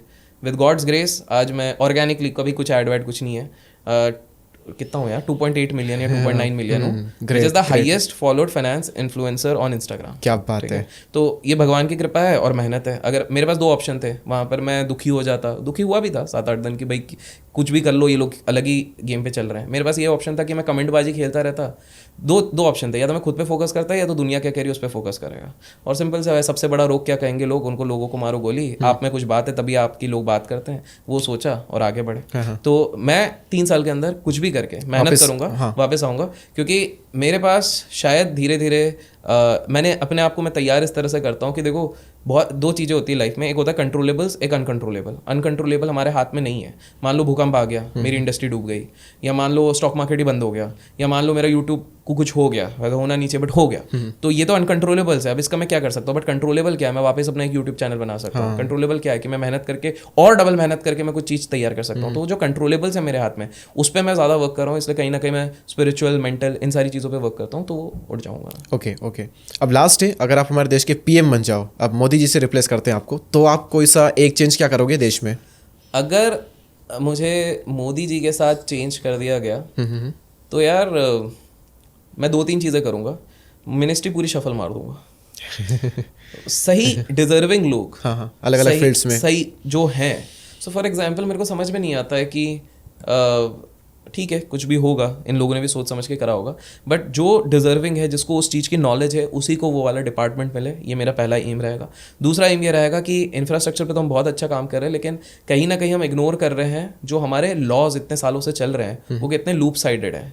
चाहे हम मैरिजेस के लें, चाहे हम डाइवोर्सेस के लें, चाहे कंस्ट्रक्शन के लें, चाहे लीगल केसेस लें, आज भी इंडिया इसी चक्कर में बदनाम है कि एक केस जाता है तो 15-20 साल तक वो चलता ही रहता है। तो कहीं ना कहीं उसको एक्सपर्टाइट करने का मेरा प्रोसेस रहेगा कि सही जस्टिस सही समय पर सर्व हो जाए। दूसरी चीज़ वो रहेगी। तीसरा यार, बोलना बड़ा आसान होता है कि हम करप्शन कम करें। मेरे को पता है एक बार में वो बहुत लंबा प्रोसेस जाएगा, क्योंकि डीप रूटेड हो चुका है करप्शन। हो सकता है पार्टी के ही काफ़ी सारे लोग ये सारी चीज़ें करते होंगे, तो करप्शन को पूरी तरीके से तो एलिमिनेट नहीं किया जा सकता, बट हाँ कोशिश ये रहेगी कि कुछ ऐसी स्ट्रैटेजीज बनाई जाए जिससे उस चीज़ को हम कंट्रोल करें। Okay, brilliant, great answer sir. इतना नॉलेज पॉडकास्ट करते करते माइंड में क्वेश्चन भी आ रहा, पहले भी क्वेश्चन था, और कोई मुझसे कल परसों कह रहा था कि अंबानी को भी उसके बारे में इतना पता नहीं होगा जितना अंबानी के बारे में आपको पता है। और ये दुनिया भर की इतनी, हर कोई भी टॉपिक ले लो आप, इतना डीप जाते हो। हमारा नाम भी है डीप कास्ट। तो इतना नॉलेज कहाँ से आता है? लर्निंग के सोर्सेज क्या है आपके? यार देखो, किसी भी इंसान को नॉलेज सिर्फ 3 जगह से आती है। एक होता है इमिटेट। इमिटेट मतलब आप किसी बड़े इंसान को पूरी तरीके से फॉलो कर रहे हो और उसको कॉपी करते हो। ये भी एक अच्छा तरीका है, बहुत सारे लोगों ने किया हुआ है। हाँ. आपको बता दूं कि हमारे दुनिया के एक बहुत बड़े इन्वेस्टर हैं, मोनीश पाबराय। मोनीश पाबराय जी की पूरी उनके एक बहुत बढ़िया किताब है धंधो इन्वेस्टर। मैं लोगों को कहूँगा आप जाके पढ़िए अगर इन्वेस्टमेंट में आपका इंटरेस्ट है। तो वो सिंपल सा कहते हैं कि भाई मैंने अपनी पूरी फिलॉसफी एक ही चीज़ बनाई है, जो वॉरेन बफेट करते हैं मैं वही करता हूँ। वो इन्वेस्टमेंट कॉपी नहीं कर रहे, इन्वेस्टमेंट की फिलॉसफी और साइकोलॉजी कॉपी कर रहे हैं कि अच्छा इनने ये एनालिसिस करा, ये उनने उनके सारे share holder. By the way, ये व्यक्ति जो आज के समय पे इफ मोटा मोटा कुछ 8-9 हज़ार करोड़ रुपए से ज़्यादा खुद ही अपनी संपत्ति रखते हैं, ये व्यक्ति थे जिनने वॉरेन बफेट के साथ सिर्फ एक डिनर करने का $30 मिलियन खर्च किया था। अच्छा, ये वही व्यक्ति हैं। आपने किससे सुने होंगे, कोई एक व्यक्ति था जिसने वॉरेन बफेट सर के साथ, तो ये वही व्यक्ति हैं। चार्ली मंगर के भी बहुत घनिष्ठ मित्र थे, इनको बड़ा दुख हुआ जब चार्ली मंगर चले गए। तो पहली चीज़ है, अगर लर्निंग करनी है, नॉलेज गेन करना है, तो पहले तो इमिटेट है। आप किसी एक को रोल मॉडल बनाओ और उसको पूरी तरीके से फॉलो करो, और ज़रूरी नहीं वो आपके फील्ड का हो। सो फॉर एग्जाम्पल, अगर आपके यंगस्टर्स देख रहे हैं तो मैं उनको कहूँगा ब्रूस ली को बना लो अपना एक एग्जाम्पल देखो। क्यों? क्योंकि ब्रूस ली के कंसेप्ट इतने सही हैं। 1970s की बात है, 1970 में बंदे ने एक पेपर में लिखा क्या कि अगले 10 साल के अंदर कुछ भी हो जाए, मैं एक बहुत बड़ा ब्लॉकबस्टर सुपरस्टार बन के रहूंगा। और उस पेपर को उन्होंने अपने बटुए में रखा। ये सेम चीज बहुत सारे सुपरस्टार्स ने करी है। और बटुए में इसलिए रखा क्योंकि रोज उसको वो निकालना पड़ता था पैसे देने के लिए, तो रोज रोज रोज दिखता था। फन फैक्ट है, 1970 में ब्रूस ली ने अपने ले लिखा कि मैं 10 साल के अंदर सबसे बड़ा सुपरस्टार बनूंगा। 1973 में एंटर द ड्रैगन आ गई और वो 1973 में ही बन गए, रोज रोज रोज रोज अपने आप को रिमाइंड करके। तो आप ब्रूस ली को इस तरह से बनाएं कि अपने मेन गोल को आप रोज अपने आप को रिमाइंड करो कि मेरे को ये बनना है, मेरे को ये चीज हासिल करनी है, तो आपके लिए ये बेनिफिशियल होगा। तो पहली चीज है अपना इमिटेट कर लो। दूसरा तरीका नॉलेज करने का क्या होगा? रीडिंग। वोरेशियस रीडिंग आपको करनी पड़ेगी। सारे बड़े इंसान करते हैं। आप किताबें पढ़िए, आप हाँ ट्वीट मत पढ़ो, आप किताबें पढ़ो, आप पढ़ो, नॉलेजेबल आर्टिकल्स रहते हैं, रिलायबल सोर्सेज रहते हैं, आप जितनी हो सके आप पढ़ो। दुनिया में किताबों की कमी नहीं है। क्या आप अभी भी बुक्स को पॉडकास्ट वीडियोस के ऊपर रख रहे हो? हाँ, अभी भी क्योंकि बुक्स पढ़ने की okay, books are the best, जो बोलते हैं ना मैन्स बेस्ट फ्रेंड, किताबें होती हैं। मैं आज भी कहूँगा books are the best friend. क्योंकि सीन क्या रहता है कि आज के टाइम पे वैसे भी हमारा अटेंशन स्पैन की अगर मैं बात करूँ गोल्ड फिश से भी कम है। अगर आप वो किताब पढ़ रहे हो तो पहली चीज़ है आप आज भी सेन हो, आपका इंटेलेक्चुअल कैपेसिटीज बढ़ रहा है, आपके न्यूरोलॉजिकल न्यूरल सिस्टम्स और अच्छे तरीके से डिफाइन होते हैं। प्लस एक किताब जब आप पढ़ते हो तो एक व्यक्ति जिसका 100 साल का अनुभव रहा होगा, आपका पूरा अनुभव आप अपने अंदर में दे रहा हो, कितनी बड़ी बात है, दे रहे हो 300 पेजेस में आप पढ़ के। तो बुक से बेटर और कोई चीज हो नहीं सकती। पॉडकास्ट में क्या होता है कि आपको बायस्ड ओपिनियंस में मिलेगा। फॉर एग्जांपल, आज के पॉडकास्ट में अगर मैंने टैक्स वाले ओपिनियन दी, वो मेरे बायस्ड ओपिनियंस भी हैं कि मैं शायद इतना ज्यादा खुश नहीं रहता हूँ टैक्स सिस्टम से। ठीक है, कुछ कर नहीं सकते, दैट इज डिफरेंट, क्योंकि देश भी मेरे को प्यारा है, वो भी बात अलग है। बट ठीक है, बट हो सकता है किसी को टैक्स सिस्टम है तो वो एक बायस भी आता है, सिंपल सी बात है। तो हो सकता है जैसे मैंने आज कहा कि भैया ट्रेडिंग में बेटर है कि स्विंग ट्रेडिंग करो रादर देन दूसरे फॉर्म ऑफ ट्रेडिंग, ये मेरा बायस है। हो सकता है कोई बोले कि नहीं मैं तो स्कैल्प ही करूंगा, तो भाई मैंने कहा रोका, देते रहो ब्रोकरेज दिन भर, ब्रोकरेज तो बढ़ गई है, तो कोई टेंशन नहीं। तो दूसरी चीज है किताबें। पहला हो गया कॉपी करो इंसान को, उसका सब कुछ कॉपी उसको रोड अच्छा घोल लेना है पूरा। उसका रोड मैप, मतलब उसने अगर किताब लिखी है तो किताब पढ़ो, उसने अगर कहीं इंटरव्यू दिया इंटरव्यू देखो, वो अगर कहीं मिल सकता है तो मिलो, सारी चीजें करना, तब जाके उसको मैं कहूँगा घोल के, जैसे मोनीश पाबराय ने करा था वो चीज़ करो। तो पूरी तरह से इमिटेट कर लो। दूसरी चीज़ आप पूरी तरीके से किताबें पढ़ लो। और तीसरा है network. Your net worth is your network, ये रियलिटी है। आज सौभाग्य है मेरा, बिकॉज ऑफ माई सर्कल, कुछ लोग अगर नोटिस करते हैं, मैं कभी कभी स्टोरीज भी डालता रहता हूँ, तो चाहे वो स्पिरिचुअल गुरुज हो, अब खुद सोचो मेरा सौभाग्य है कि मैं श्री श्री रविशंकर जी सामने ऐसे बैठ के, मैंने सिर्फ पॉडकास्ट की भी नहीं बात कर रहा हूँ, ऑफ कैमरा बात करी हुई है, सदगुरु से बात करी हुई है, इस्कॉन के इनसे बात करी, ओशो के से बात करी है, मतलब हमारे देश के जितने भी मेजर ले लीजिए उन सबसे बात करी है, तो सौभाग्य है। तो आप सोचो कि ऑन कैमरा ही वो लोग इतना बता देते हैं कि ऑफ कैमरा कितनी सारी चीज़ें बात हो जाती है। तो पहली चीज़ ये हो गई। दूसरी चीज़ आप ये देखो, आई एम ग्रेटफुल कि बिकॉज ऑफ माई नेटवर्क काफ़ी कुछ अच्छे ऑर्गेनाइजेशन के जो टॉप वाले लोग हैं, जिनको मीडिया में ज़्यादा शायद आना भी नहीं है, उनको मतलब ही नहीं है। मतलब एक सिंपल सा फैक्ट है, अगर आपको मैं बोलूंगा कि भाई एशियन पेंट्स का अभी हाल फिलहाल मालिक कौन है, HDFC का मालिक कौन है, और उसके साथ साथ सिप्ला का मालिक कौन है, कमेंट्स में बताओ बिना गूगल देख के। मुझे खुद नहीं माइंड में आ रहे। देखो मतलब हमको अडानी अंबानी ये रिलायंस बड़े बड़ी कुछ याद है जिसको हाइप किया हुआ है, बस आपको बाकी क्या नहीं पता। They are working in silence.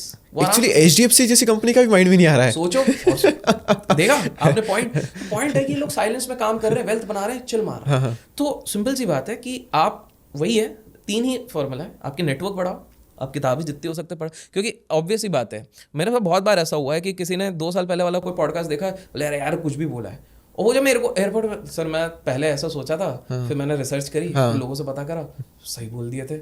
फिर वो पूछता आप कहाँ से लेके आते हो, क्योंकि उसका थर्ड लेयर जो है नेटवर्क वाला है वो वहाँ से आती है काफ़ी सारी चीज़ें। जैसे आज सारी बातें करी हैं, बहुत ईजी होता है कि एक कमेंट करके अपन कुछ भी बोलते हैं, अरे ये क्या है, आप जाके चेक कर लो ना। हाँ, नंबर्स थोड़ा ऊपर नीचे होगा, क्योंकि यार ठीक है मैं बादाम खाता हूँ, लेकिन याददाश्त ठीक ठाक ही है, इतनी भी नहीं है, क्योंकि इतनी सारी चीज़ें मैं बात करता हूँ, इतनी सारी चीज़ें थोड़ा ऊपर नीचे हो जाता है, थोड़ा ऊपर नीचे हो जाता है। और थोड़ा मैं ऊपर नीचे जानबूझ के भी करता हूँ, फालतू डिफेमेशन क्यों लेना अपने माथे पे। अब वो समझदार इंसान समझ जाता है कि इसने 10 का 12 क्यों कर दिया, इसने क्यों नाम नहीं लिया, इसने क्यों इधर का उधर किया। सिंपल सा बात है, I don't want to get into legal, क्योंकि आते रहते हैं नोटिस, आते रहते हैं। अब फिर वो लीगल टीम, फिर उसको मैनेज करो, ये सारी चीज़ें करो, वो तो चलता ही रहता अपना। बट पॉइंट यही है, प्लस फैमिली, हम भी घर वाले हैं तो हमको सिक्योरिटी देखनी पड़ती है सबकी, घर परिवार वाले, अपने वाले तो चलो ठीक है अपन हो जाए। क्योंकि हमारे देश का दुर्भाग्य ये है ना, राजीव दीक्षित जी के साथ क्या हुआ था, उन्होंने ओपनली सबके अगेंस्ट आवाज उठाया, ही वाज सच अ संत इंसान, और उनको मरवा दिया गया। लोग बोलते हैं नेचुरल डेथ हुई है, जाके आप सर्च कीजिए राजीव दीक्षित जी के बारे में, I have true respect for him.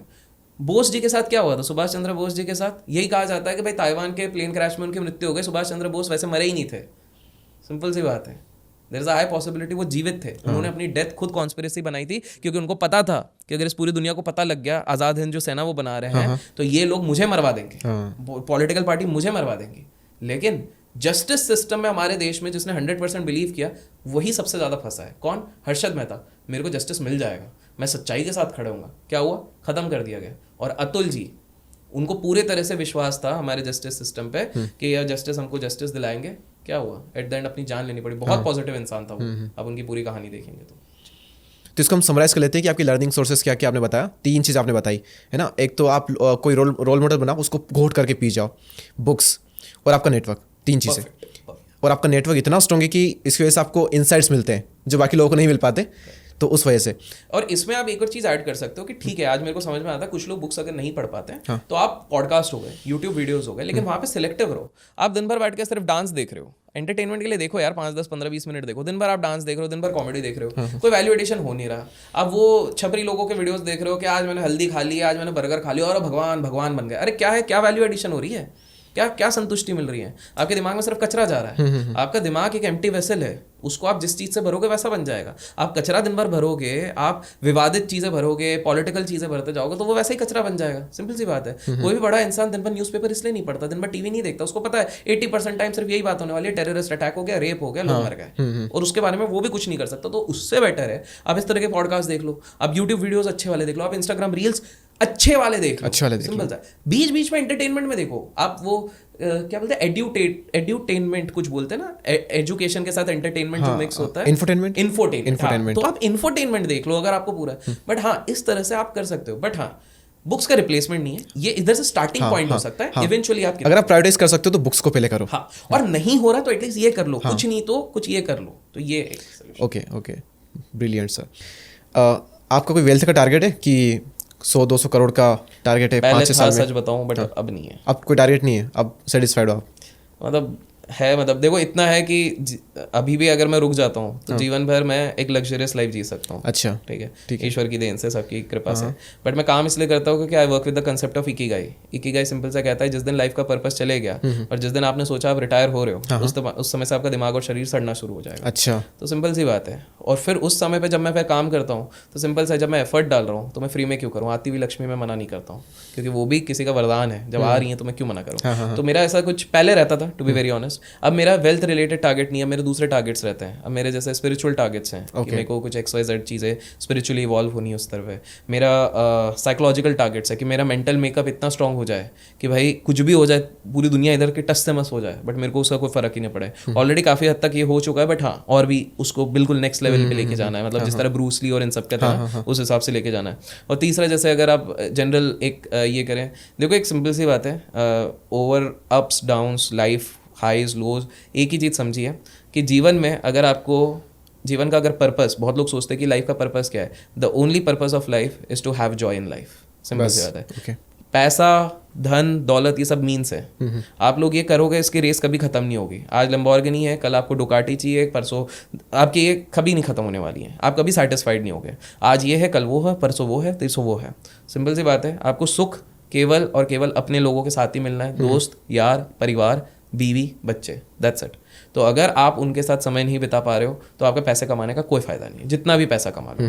तो at the end obviously health is also important, but मैंने ये चीज़ समझी है कि टारगेट अगर बनाने हैं तो ये टारगेट बनाओ कि यार कुछ भी करके। तो एट प्रेजेंट अच्छा, मैं जैसे बहुत लोगों को पता भी होगा अगर मैं सोशल मीडिया में फॉलो करते हैं, इस साल तो मैंने कम ट्रैवल किया, 240 फ्लाइट्स ही हुई है मेरी इस साल। हाँ, 365 दिन होते हैं साल में, बता देता हूँ आपको। हाँ, तो कम हुई है मेरी इस साल। लास्ट ईयर ज़्यादा थी, 285 थी।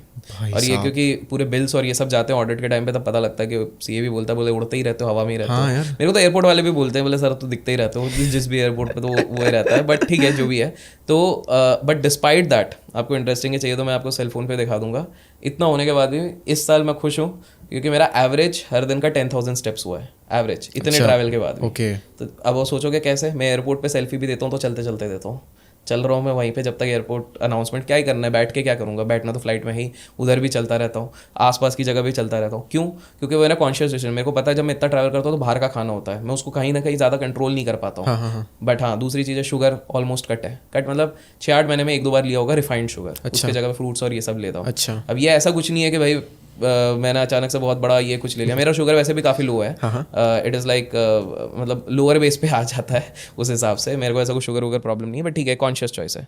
तो पॉइंट ये है कि संभव सब कुछ होता है, ये बस अपना माइंडसेट अपन को स्ट्रॉन्ग बनाना पड़ेगा। और जैसे आपने कहा आप तो मोटिवेशन वाले, तो आपने बहुत लोगों में कॉमन देखा होगा, माइंडसेट एक बार स्ट्रॉन्ग बन गया तो सारी चीज़ें संभव है। तो मेरे गोल्स इस तरह के बनते हैं। और ये चीज़ मैंने देखी है, कभी भी ना लाइफ, अपनी खुद की लाइफ को लेकर 10-15-20 साल का प्लानिंग रखो, गोल रहना चाहिए, बट वो काम के नहीं रहते हैं क्योंकि इंसान ट्रांजिएंट इन नेचर होता है। हर 3 साल में हम बदलते हैं, जैसे बॉडी हर साल बदलती रहती है, हमारी फिजियोलॉजी हर साल बदलती रहती है, हमारे गोल्स टारगेट भी बढ़ेंगे। आपने 10 साल पहले कुछ और सोचा होगा, आपने सोचा ही नहीं होगा आप पॉडकास्ट करोगे, नहीं सोचा, आपने तो 3 साल पहले भी नहीं सोचा, 2 साल पहले भी नहीं सोचा था, 2 साल, बट आप कर रहे हो। करेक्ट हो सकता है अभी आप बोल रहे हो कि यार 5 साल बाद मेरे को एक बड़ी एजेंसी बनानी है, बट 3 साल बाद आपको कोई एक दोस्त मिलेगा, वो बोलेगा यार एक काम करते हैं एआई की ये कंपनी बनाते हैं, हो सकता है आप वो एआई की कंपनी बनाने लग जाओ। आप अपनी भी लाइफ ट्राजेक्टरी देखोगे, हर 3 साल में आपके दोस्त बदले हैं, आपके थॉट्स बदले हैं, आपका गोल्स बदला हुआ है। तो ये मैंने चीज़ ऊपर नीचे जाके सारी चीज़ समझ ली कि वैसे भी ट्रांजिएंट है, तो लिव इन द प्रेजेंट।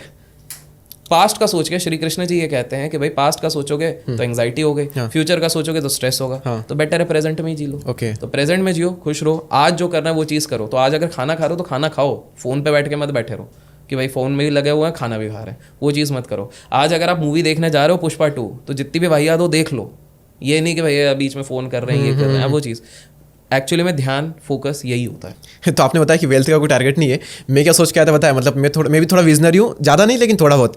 मैं पहले से सोच के रखता हूँ कि थंबनेल में क्या रखेंगे जिससे लोग क्लिक करके पॉडकास्ट में आएंगे, ठीक है। तो उस बिहाफ पे मैं क्वेश्चन रखता हूँ, तो ये क्वेश्चन उसी के रिगार्डिंग था। तो मैं सोच रहा था कि आपका फोटो लगाएंगे, थंबनेल में लिखेंगे वहाँ पर कि अगले 2 साल में 100 करोड़ कमाने वाला हूँ। ये लाइफ का एक और लेसन है कि there is nothing certain in life other than death. Death के अलावा कुछ भी सर्टेन नहीं है, सब अनसर्टेन है। और देखो यही चीज अब आपको सोचना पड़ेगा। बैकअप रखा है मैंने। अच्छा, ओ बैकअप रखा है। अच्छा, बैकअप का भी बैकअप प्लान होना चाहिए लाइफ में। ये दूसरा लेसन है, बोलिए। बैक टू बैक लेसन है जी। अब लास्ट है कि क्रेज बहुत ज्यादा है एसआईपी का, है ना। अब ये एसआईपी को लोग एक्सेल शीट में बता करके 25 साल का बताते हैं, 30 साल का बताते हैं, बहुत शॉर्ट अमाउंट से बहुत बड़ा बताते हैं। तो लालच सबके अंदर आता है, जिसके पास पैसा है, जिसके पास पैसा नहीं है उसके पास भी। तो जिसके पास नहीं है, स्टूडेंट है, काम शुरू कर रहा है, अगर बचते हैं पैसे थोड़े बहुत, या लालच में आकर के क्या उससे एसआईपी स्टार्ट करना चाहिए? दुनिया का सबसे बढ़िया और सबसे बड़ा इन्वेस्टमेंट जो आपको रिटर्न देगा वो है खुद पे। देखो 500 रुपये निवेश इसलिए करने बोलते हैं हर महीने 200 रुपये कि भाई एक डिसिप्लिन बन जाएगा, इससे आदत लग जाएगी। बट आपके पास अगर मान लो खाने पीने के भी लाले पड़ रहे हैं और आपके पास हल्के फुल्के पैसे बन रहे हैं, तो आप जितना हो सके उससे हो सकता है अपने लिए एक सेल्फ डेवलपमेंट का कोर्स ले लो, कहीं पर जाके किसी से सीख लो। कोई मेंटर अगर बोल रहा है फ्री में सिखाएगा बट दूर है 10 किलोमीटर, तो आप पब्लिक ट्रांसपोर्ट में जाने के लिए वो चीज़ खर्च कर लो। आप सिंपल से एक चीज़ करो, अपने आप को प्रिपेयर करो और अपने ऊपर इन्वेस्टमेंट करो और धीरे धीरे आगे बढ़ते जाओ। दोस्तों यहाँ पर अब आप 40 सेकंड मुझे दे दीजिए। अभिषेक कर भाई ने यहाँ पर बहुत ही कमाल की बात कही कि 1000 रुपए की एसआईपी आपको कभी भी उतना रिटर्न नहीं दे पाएगी जितना कि रिटर्न खुद में किया गया इन्वेस्टमेंट आपको दे सकता है। और 1000 रुपए का एक ऐसा इन्वेस्टमेंट, यस 1% क्लब, ये हमारा कोर्स है। इस कोर्स के थ्रू हमारा मकसद है, हमारा पर्पस है कि हम लोगों की लाइफ को ट्रांसफॉर्म करें, उन्हें हम टॉप 1% में लेकर के आए। इस कोर्स की एक्चुअल जो प्राइस है वो है 1799, लेकिन इस कोर्स को अभी पूरी तरह से रेडी होना बाकी है। लेकिन अगर आप अभी ज्वाइन करते हैं तो आप सभी के लिए सिर्फ 999 रुपीज में। और इस कोर्स को करने के बाद में जो आपको रिटर्न मिलेगा यू कांट इवन इमेजिन वो कितना ज़्यादा होगा। सो डिस्क्रिप्शन में लिंक है, कोई भी क्वेश्चन हो आपका इस पर कॉल करिए, बाकी लिंक पर क्लिक कीजिए और आज ही ज्वाइन कीजिए 1% क्लब। ये बेंजामिन फ्रैंकलिन ने भी कहा है कि the highest dividends you will get is by investing in yourself. Okay, तो भाई आपके पास ज़्यादा पैसा नहीं है वैसे भी। अच्छा चलो, उसने अपने आप को प्रिपेयर कर लिया, वो अर्निंग अच्छी खासी कर रहा है, मान लो 3-4 लाख 5-6 लाख मंथली का अर्न कर रहा है, तो क्या उसे SIP करनी चाहिए फ्यूचर के लिए? करनी चाहिए। ओके, बिल्कुल करनी चाहिए। अगर उसके पास दूसरा ऑल्टरनेटिव है, मान लो बिजनेस बना रहा है या खुद ही उसका कंट्रोलेबल्स में सारी चीजें आ रही हैं, तो फिर ठीक है। अगर नहीं है तो पैसे को तो ग्रो करना है, क्योंकि महंगाई जो बढ़ रही है वो 6-6.5% के हिसाब से बढ़ रही है। लाइफस्टाइल इन्फ्लेशन 1-1.5% से बढ़ेगी, तो 7% तो आपको काटना पड़ेगा। फिक्स डिपॉजिट अगर आप कुछ भी कर लो 6.5-7% देगी। TDS के बाद आपको 4.5% बनना है, तो आप इन्फ्लेशन बीट नहीं कर पा रहे हो। और फिर उसके बाद क्या होगा कि जो वड़ा पाव आज आप 20 रुपए में खा रहे हो, कल को 70 रुपए हो जाएगा और आप बोलोगे इतनी महंगाई है। महंगाई तो होनी है, महंगाई बढ़ेगी तो अपनी आमदनी बढ़ा लो। ओके, ठीक है। और इसका ये कह सकते हैं हम कि अगर हम लगता है ना कि आप पैसे कमा रहे हैं, इधर खर्चा वगैरह हो रहा है, लेकिन बच रहे हैं थोड़े पैसे, तो इसको कहाँ लगाना चाहिए, तो फिर वो SIP उनके लिए बेस्ट तरीका है। ओके, तो क्या अगर कोई जॉब कर रहा है, इसका शॉर्ट में कवर करते हैं, जॉब कर रहा है और यहाँ थोड़ा लालच आता है, तो क्या उसे थोड़ा दिमाग लगाकर स्टॉक में भी इन्वेस्ट करना चाहिए अगर टाइम है तो 2 घंटे दिन के? अगर उम्र कम है तो बिल्कुल करो, बिकॉज जितनी कम उम्र रहेगी आपकी रिस्क टेकिंग एपेटाइट उतनी ज्यादा रहेगी। अगर आपकी रिस्पॉन्सिबिलिटीज ज्यादा है, लोन है, घर पे बच्चे हैं, बीवी है, तो कोई फायदा नहीं होता कि आप हर महीने 10-10 हज़ार रुपए स्टॉक मार्केट में उड़ाओ। उसके बाद आप अपने ही परिवार वालों के वो सुख चैन छीन रहे हो, वो ट्रिप छीन रहे हो गोवा की जो आप परिवार वालों के साथ करने वाले थे, वो बच्चे की आप प्ले स्टेशन छीन रहे हो, और बाद में उसको बहाना दोगे कि नहीं अभी नहीं होगा, 95% रखो तो देंगे। उसके बाद आप बोलोगे नहीं अभी हमारे पापा के पास पैसा नहीं है, क्योंकि आप उनके सुख चैन क्यों छीन रहे हो? सिंपल सी बात है। इस चीज़ को समझिए, वो 10-10 हज़ार रुपये बचा लीजिए। बेटर है कि जब एक थोड़ा डिसेंट अमाउंट हो जाए फिर ही आप उस चीज़ की शुरुआत कीजिए। Okay, brilliant sir. और यहाँ पर हम इस पॉडकास्ट का एंड करेंगे। मेरे पॉडकास्ट नाम है डीप कास्ट, दीपक का डीप और पॉडकास्ट का कास्ट। क्या बात है। तो यहाँ डीप का मतलब मेरे नाम का नहीं है, डीप मतलब गहराई है यहाँ पर। तो हम गहरी बातें करते हैं पॉडकास्ट में, और मैं कोशिश करता हूँ कि सामने वाले से जितना हो सके उतना उगलवाऊँ, है ना। तो वो आपने वाकई में उगा लिया। एक क्वेश्चन पूछो, इतना deep deep deep deep deep deep मैंने जस्टिस करा है, मतलब डीप कास्ट बिल्कुल करा है। तो बहुत डीप बातें हुई, बहुत स्ट्रेट फॉरवर्ड आंसर हुए। सो आई होप कि जो भी तक यहाँ तक देख रहे हैं मज़ा आ गया होगा उनको, क्योंकि मुझे मज़ा आया ना सुनने में, तो मज़ा आ गया लोगों को। अभिषेक भाई बहुत बहुत शुक्रिया हमारे पॉडकास्ट पर आने के लिए। दोस्तों इस पॉडकास्ट में इतना ही। हम मिलेंगे किसी और पॉडकास्ट में जहाँ पर हम करेंगे डीप बातें।